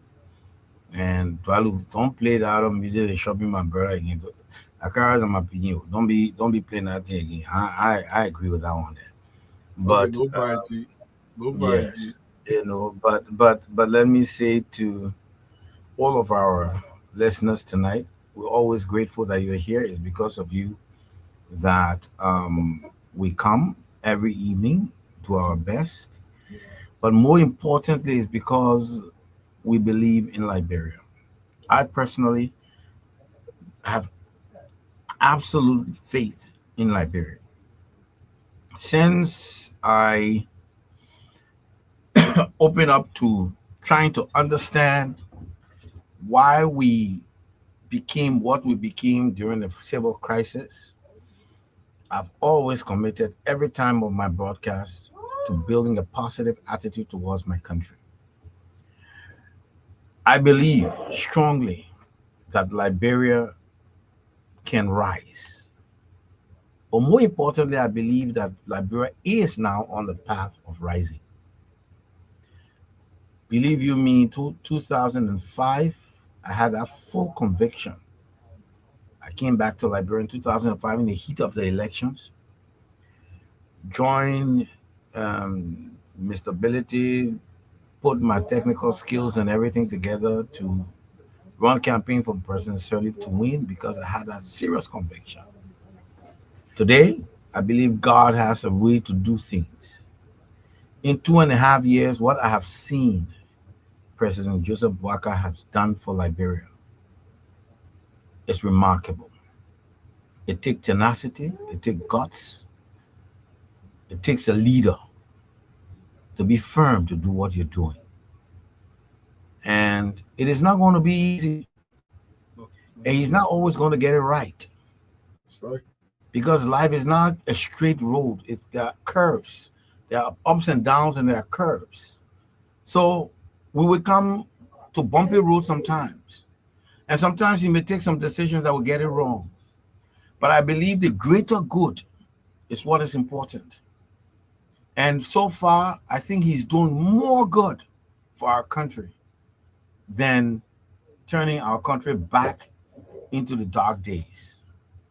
And with a country that hasn't reached $1 billion mark in 1 year yet, I was listening to Ghana and look at one institution losing $20 billion and thing. I said, "Kiss, what time we reach to that kind of place?" But you can tell the challenge, but you see also the light at the end of the tunnel. And so I just want to also encourage the president and then ask all those he has entrusted with leadership in the country to look at your leader because he needs you so that tomorrow he can say the same thing that he said of Gregory Coleman. And I think the leader is just like what I said. I respect you. I will trust you until you give me a reason not to. And until anybody can give him the reason not to trust them, he trusts you. Let's build our country. Also, all of us outside, whether you live in the diaspora, you live at home, remember, Liberia will not build itself. President Boakai will not go look for food plenty and bring it on your table. We also have work to do. We also have a role to play. And all of us need to play that role. Look at yourself first. Build yourself first. Think positive of yourself. And trust me, once you start doing that, you will see that your mentality will change. You will start to love yourself.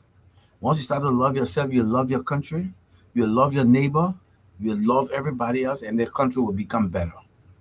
Thank you all. And I must just say, yes, indeed, Liberia is building a 4-lane highway from St. Paul's Bridge in Broville or into a farm all the way to Bullwater Side.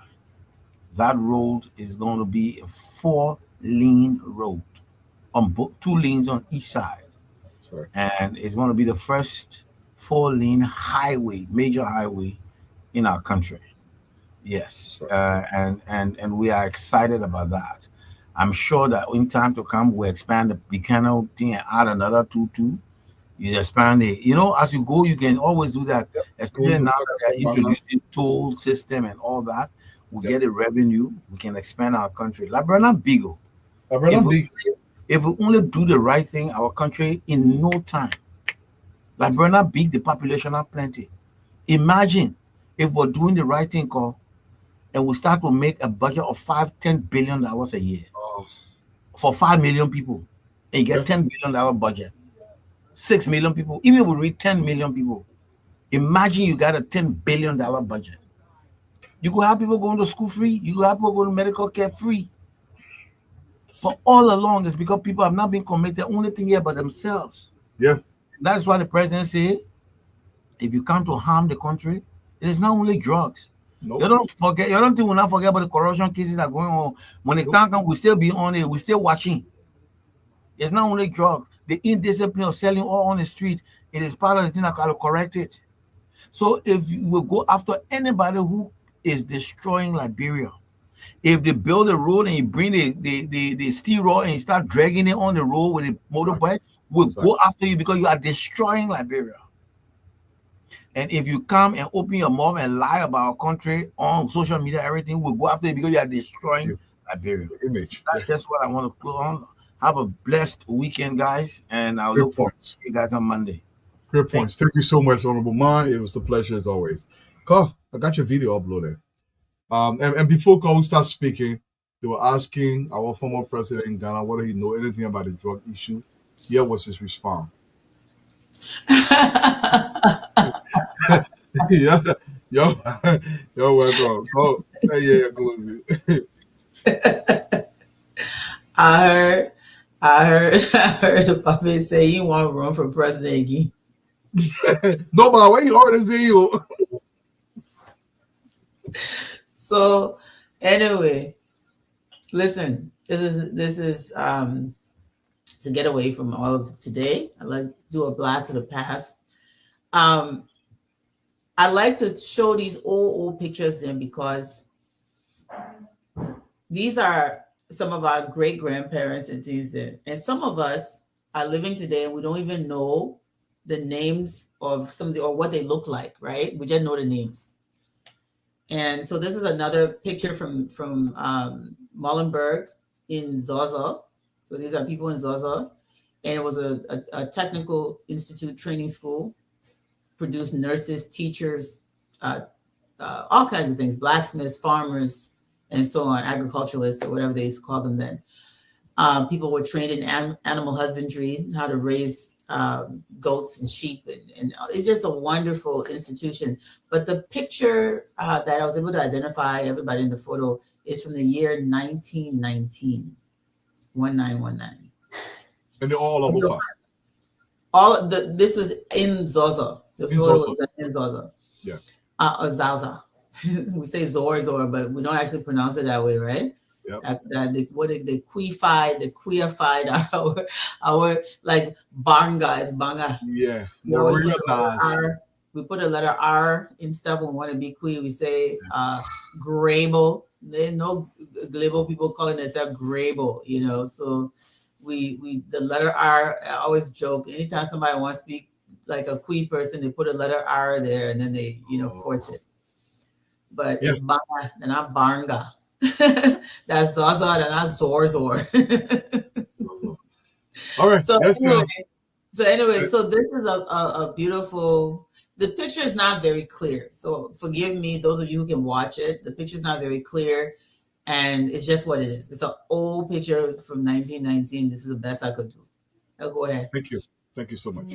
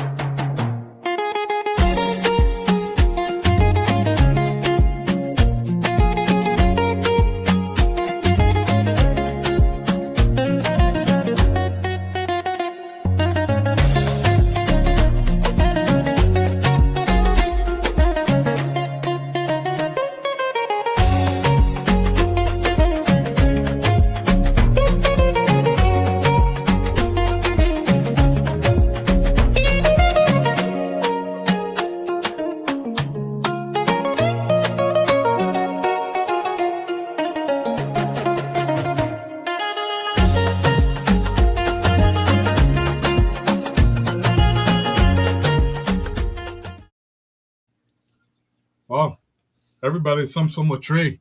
Yeah, That's how so you develop a society, though. that's how you develop a country, and it Yeah, takes time. takes time. You gotta Yeah, be patient. You can't just have a revolution and take people, bunch of palm wine tappers, and put them in the legislature expecting to function. You can't even take palm wine tappers and put them behind yellow machine while training them. yeah, So we had it right at one time. Now people are going to say, "Oh, but look at their names." With the exception of Masakwe, the rest of them had so-called Kui names or foreign yeah, names. Remember, yeah, Kui means foreign. Kui does not mean civilized. It means yeah. foreign. Foreign. You use it as interchangeable, but that's wrong. Yeah, It's wrong. It's a result of our conditioning. Kui actually mean you came from somewhere else. yeah, foreign. Even if you're uncivilized and you came from somewhere else, you still Kui. Correct.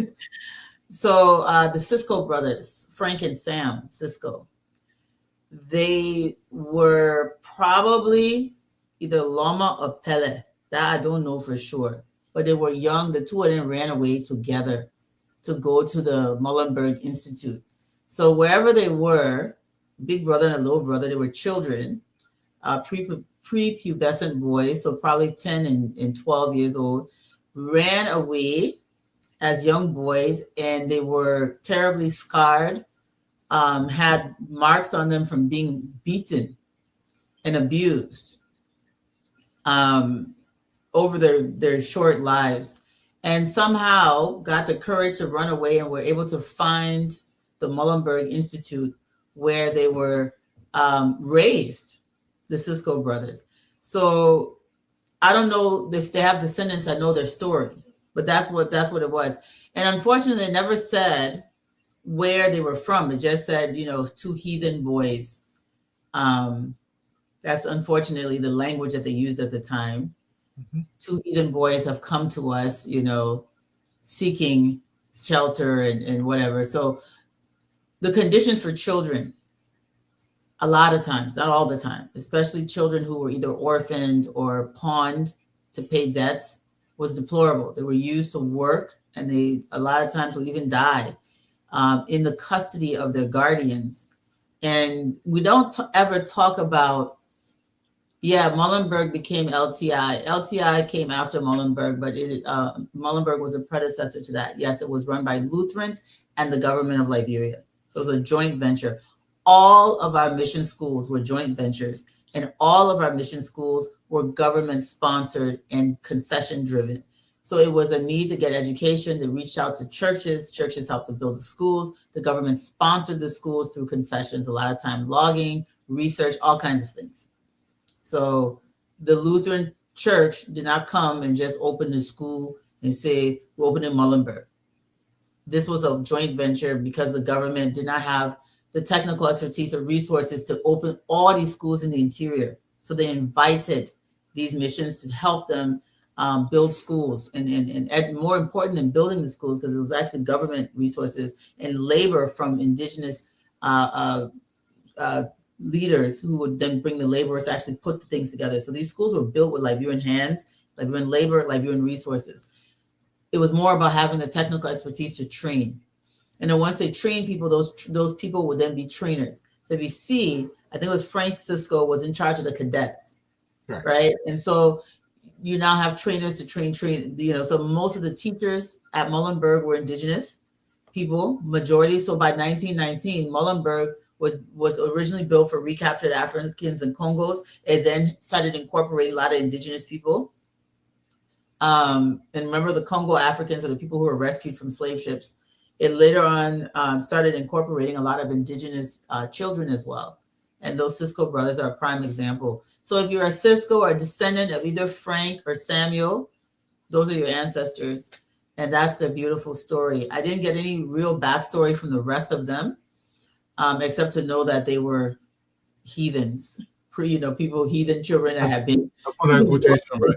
Oh, just a quick question. I don't know about other counties, but in Grand Bassa, my guesstimation, I would say at least 70% of the people that were going to school in Grand Bassa went to religious type schools. So I didn't even know that the government had a joint venture, like a collaboration with these schools. Like for me, I went to the SDA school, right? So most of the schools here in Buchanan, for example, were church, like the Lutheran, the Methodist, the Episcopalians, the Catholic. They had a couple of government schools, but they probably educated less than 30% of the people. Was that true mostly consistent across? Yes, because so the concept of public schools came later. So initially schools were religious, Okay. right?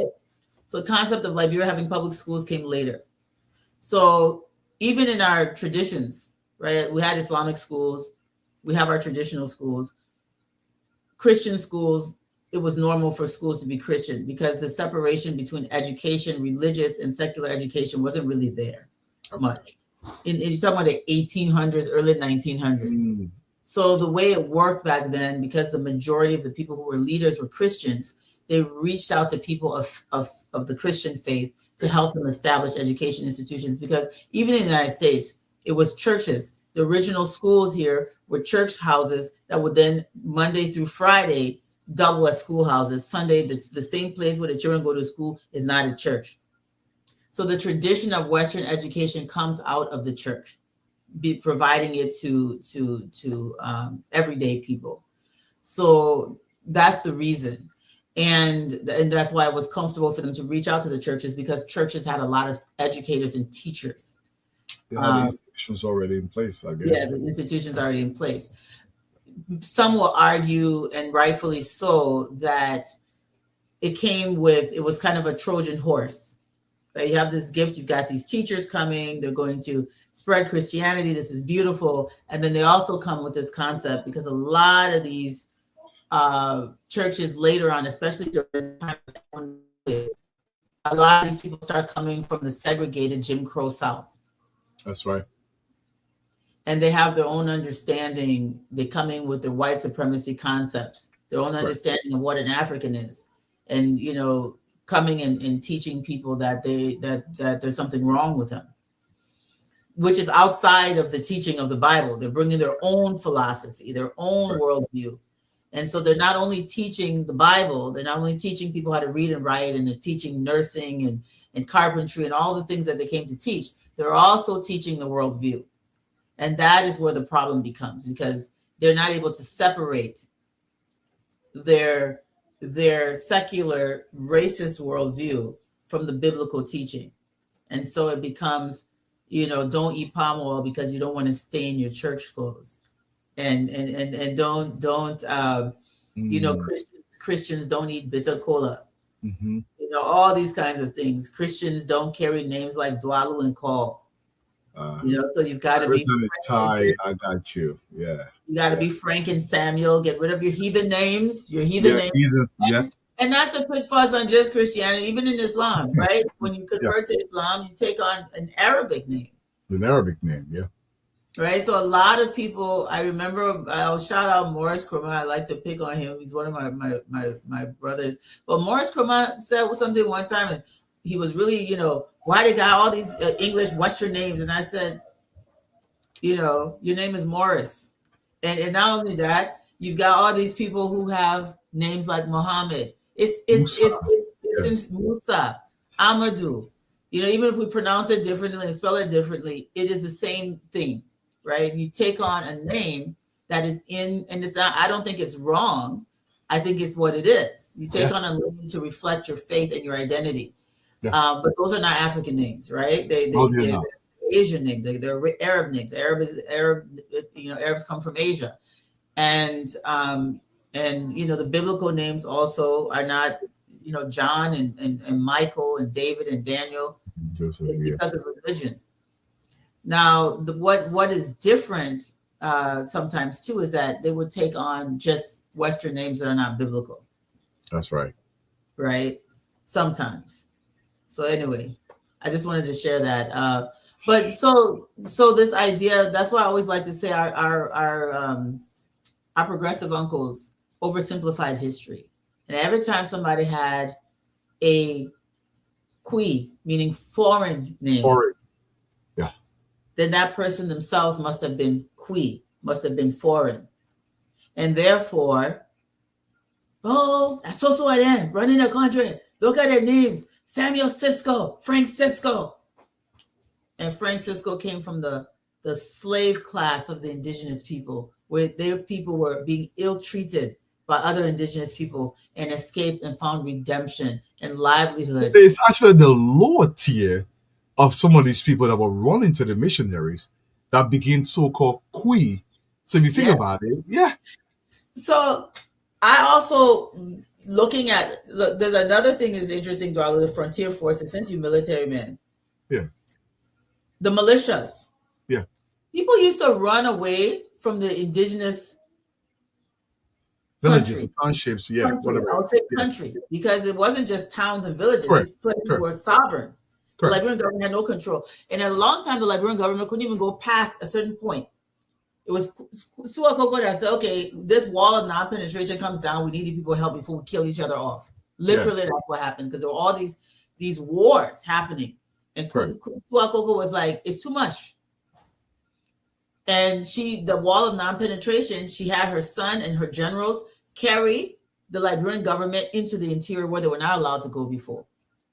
That's why all these towns got Pele at the end, Ganta. They were not allowed to go there before. They had never gone there before, so Akoko allowed them to go there.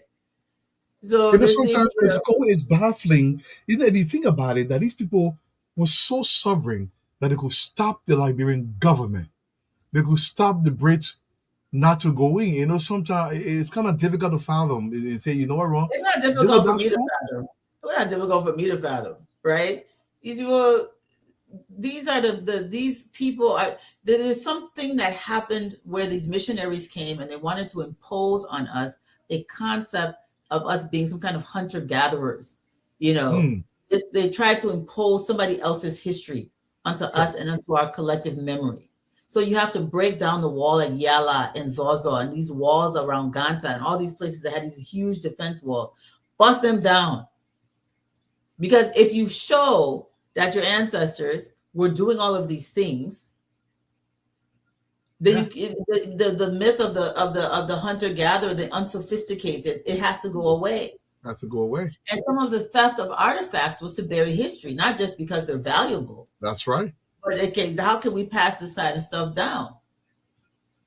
And so when we say we have to go back and look at what we've lost, because a lot of things that were taken were not all destroyed. They're just being kept outside of Liberia. Some also being kept in Liberia under deplorable conditions, which President Boykai has vowed to fix, and so that our museum and our archives can be restored to where they're functioning. Yeah. I'm saying all of that to say that our history and the way we think of ourselves and our past has been made so two-dimensional, so simplistic. Yeah. That we actually, in order to believe the simplicity, you have to dehumanize the indigenous person. That's right. In order to believe that, the simplicity of it. I had one person say, oh, Dazo Island, which is Providence Island. Dazo Island used to be a Zoe bush, and the people just came and they moved the people from there, and that's why there was conflict. If repatriated people had in fact landed on a Zoe bush, there would be no Liberia today. They would have wiped it out. So, because I know this. And the second thing is, our people were not going to put Zoe bush on a alluvial island in the middle of a river that was used to hold slaves. Yeah, it doesn't even make sense. So we don't think of ourselves. I mean, who does that? And anybody from my tradition, knows that. We know where the sacred forests are. They're not on alluvial islands made out of sand in the middle of a river. That's not true. And so there's a lot that's been lost. Even the simplicity of saying, oh, that were only Basa people that came as Dorado. This was a bustling metropolis. You have Vai people, you have all kinds of people there. Foreigners living among us. That has been established. We don't talk about that. Philippa Hayes. You had Americans. You had white American slave traders with British slave traders, with other African slave traders, all there because that was a commerce, that was a business of the area. But they want you to believe it was just swamps and a bunch of people running around beating drums. But the documented history of the Europeans interacting with us, especially the British, and even before the British, the French and others is clear. The record is clear. Our people, it was a cosmopolitan, multicultural, multi-ethnic area and also multi-linguistic area. So the repatriated people didn't land on emptiness. They landed into a place that was full of hustle and bustle. And unfortunately, they landed in a place that was still controlled by slave traders. And so that is the truth. And I heard the caller talk about Providence Island. I just to get off of my soapbox here, but Providence Island, I've said this on the show many times. I've written about it. It was used as a slave barracoon. Both Gomez and Dazwa Islands were used as slave barracoons. Slipway, near where Hotel Africa is. Where else? Dr. Artemis Gay has brought a group of people to go near Hotel Africa there to do some archaeological research because it was a slave barracoon. Hotel Africa was literally built on top of a slave barracoon that was run by Boswick and McQuinn, who were later deported by the British or imprisoned on the island of Australia, being punished for selling slaves after the transatlantic slave trade was abolished. 2 British subjects, one Scottish man and one Englishman, both British subjects, sent to Australia after their trial, their tribunal at Freetown. So all of this is well documented. There's court records. We know the names of slave traders. We have records of how many, not all the slaves they trade, but there are still surviving records. So if we're going to do something at Providence Island, and I love what Princess and her whole team are doing there, I just want us to always remember that this was a place of return. After it was used for the transatlantic slave trade for all those years, the last slaves were taken from that place in the year 1813, because that is when Boswick McQuinn and others were arrested. After that, you had indigenous Africans still selling, like in Bassa on the St. John River and in Edina and all those places. But at Providence and Gomez Islands, the last human beings were sold from there in the year 1813. We have surviving records of that. And then you have in 1822, you have a place of return.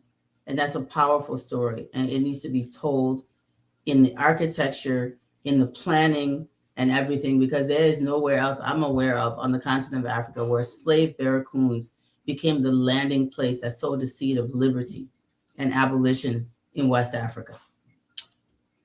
Powerful stuff, but good luck explaining that to FBAs. That's a whole nother conversation. But once again, man, I want to say, y'all, thank you so much. We had a great show today. And as always, we'll continue to have a great show. You want to answer 1 or 2 questions before people get on this again? Any questions you see that I beg you? Obviously, any question. We're waiting for, okay, that one gone. How I say, Evelyn, Mamita, that's how all true, blah, blah, blah, how, blah, blah, true. No questions really. Okay, this one says linguistics something. Jaja said, call how the linguistics impact the development of the new land post formation of our independence. I'm not sure I understand the question, but I don't know if you That's a very complex question that I cannot answer without really studying it. But that's a question for a project. That's a paper by itself that needs to be researched. So while I'm a scholar, so I don't just talk. I have to research before I can answer such a thing. But I haven't actually considered that. So thank you. Maybe you can research it, Jaja. Since your mind conceived the question, you should be able to search the answer. I agree.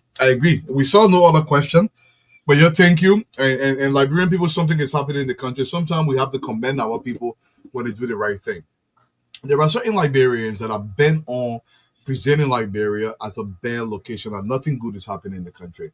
And what I've been seeing on social media, as soon as anybody pull more on Liberia, the wave is coming to counter you and say, nope, this is not our Liberia.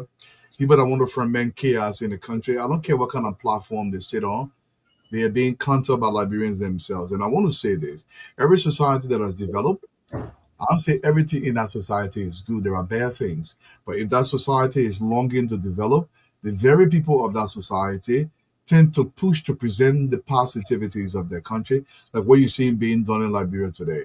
There will be a few people who are stragglers, who are lagging behind, and for them it's a political reason because they believe that they're not in government. Liberia not supposed to get better, because if Liberia does get better under President Joseph Yimampuaka, it diminishes their opportunity to come back to power. Your love for Liberia should not be dependent on whether or not you are in power. It should happen naturally as long as the positive things are being done in Liberia to uplift the country. That's what you should be pushing.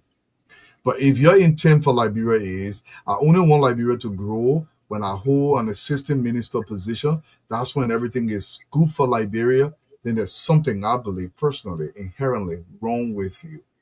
Look around your country, look for the positives. If we see some negatives, we talk about those negatives so we can improve upon them, but we should not intend to tear the country down in order to make a political point. Liberia got to grow. We cannot remain like this. And part of that growth, there will be certain things that we had done in the past before that were wrong that became normalized because we didn't know otherwise. Now that we know better, we must do better. But we got to continue to champion this cause. President Bwaka is setting a new standard. And part of that setting that new standard is this. I don't care if you're my wife, if you're my son, and what that does is it discourages people that are close to you to be partakers of the corruption that is destroying the country. They will say, oh, my father or my mother, who is president of our country, is not going to condone this. So I'm not going to be partaking in this because I don't want to get disgraced or quote unquote go to court. One of the things that we fear more in Liberia, which is stupid for me, we fear disgrace more than we fear doing the wrong thing. So it's, oh, yeah, they were made. Look, our president, it will be part of my punishment. You will sweep Rayleigh. I will put you in chains across Broad Street. We're not hiring people to clean garbage. All the prisoners that will come out, they will be chained together in a chain link. And it will be in Broad Street, it will be on the dumper. Say you don't want to be chained, and then we'll have people film it. In fact, I will set up an entire TV station dedicated to showing justice and punishment. Well, I'll call it something like justice and punishment. And say you won't be shamed, that's exactly what I'm going to do to make you shame, to discourage you from doing what you're doing to harm the country. Liberia got to grow our people, and I want all to continue to wrap our hand around Liberia, because when all put our hand around Liberia, and we constantly beat the drum of the good things that will grow Liberia, the good things are going to happen. So that self-fulfilling prophecy that I speak about here often is going to happen because you believe it, you act upon it, and you promote the positivities that are going to grow the country. And this is our goal. It should be all of us goal. Once again, man, as always, I'm going to close today. Our beautiful son I called me for. Hold on, I just have to answer one question. Yeah, answer that question. Somebody asked about the Stone Age. When you talk about the Stone Age, the old Stone Age, you're talking about like 3.3 million years ago. The Neolithic Stone Age, you're talking about roughly 10,000 BCE, before Common Era, or 10,000 BC before Christ, 10,000 years before Christ. And you're asking me what the people were wearing. Okay. That is not my area of research. My area of research is living continuous populations of people. It's history. It's what's documented and what's written. And the Stone Age is pre-literacy. It's an ancient era where the human beings that lived them, you would not even recognize them today the same way you recognize one another as human. So the Neolithic period, all those things are very, you're talking about, especially the Paleolithic Stone Age. But even during that time, the Neanderthals and the Homo sapiens were actually coexisting at the same time. Yeah, and then people were in Europe having children with ape men. Yeah, so exactly. it wasn't. That's not my area. I studied written records. I only know about the Stone Age because I have a general understanding of human development. But yeah, they're not something to. I'm not an archaeologist or an anthropologist. I'm a researcher of written records. Thank you guys. Have a great day. God willing, see you guys on Monday. Have a great weekend, y'all. Yeah, Raza, they're trying to report the police station. I'm saying it right now. People got guns point at me. After the cars have an email for the run to the police station. But the minute people the phone and come out, one of my agents out of video. I'm not going to go police station. So the man said, more going, once our people once cried, you killed my mom, you killed my pa. I vote for you. For too long our people paid the price so sad. We cried save the state, and JND came to the rescue. MOJ1, joint security on security, no impunity. service of God and country. Join security in service of God and land. Security on security, we take a stand. Bad souls get bad medicine, it hurts to understand. But now we say no more, this justice we command. You be my mom, you be my pa, you be my friend, it's true. You be my people far away, but law must see you through. No more impunity, no matter who you are or do. The evidence will reach you, and the law will follow you. We said save the state, J&D came to the rescue cry. We cried save the state, before it was too late for life. We cried save the state, put our nation back on course. We said save the state, and save the state, they will with force. J&D came to the rescue.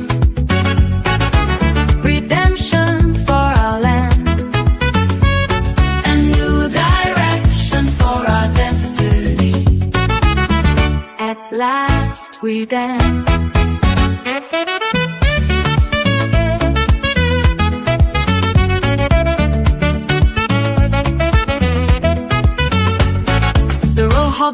The bush hall, the forest tall.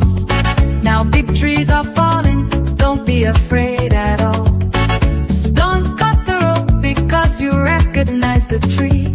You ask them to save the state, let them set it free. We said save the state, J&D came to the rescue back. We cried save the state, before it was too late for life. We cried save the state, put our nation back on course. We said save the state, and save the state, they will with force. J&D came to the rescue. Redemption for our land, a new direction for our destiny. At last we stand. This can be our redemption, our turning point so bright. From impunity to accountability to light. From fear to faith, from surviving to becoming right. Our destiny is waiting, our children watch tonight. Our ancestors are listening, Liberia rise and fight. Manifest your destiny with all your might. We said save the state, J&D came to the rescue cry. We cried save the state, before it was too late for life. We cried save the state, put our nation back on course. We said save the state, and save the state, they will with us. J&D came to the rescue. Redemption for our land, a new direction for our destiny. At last we stand.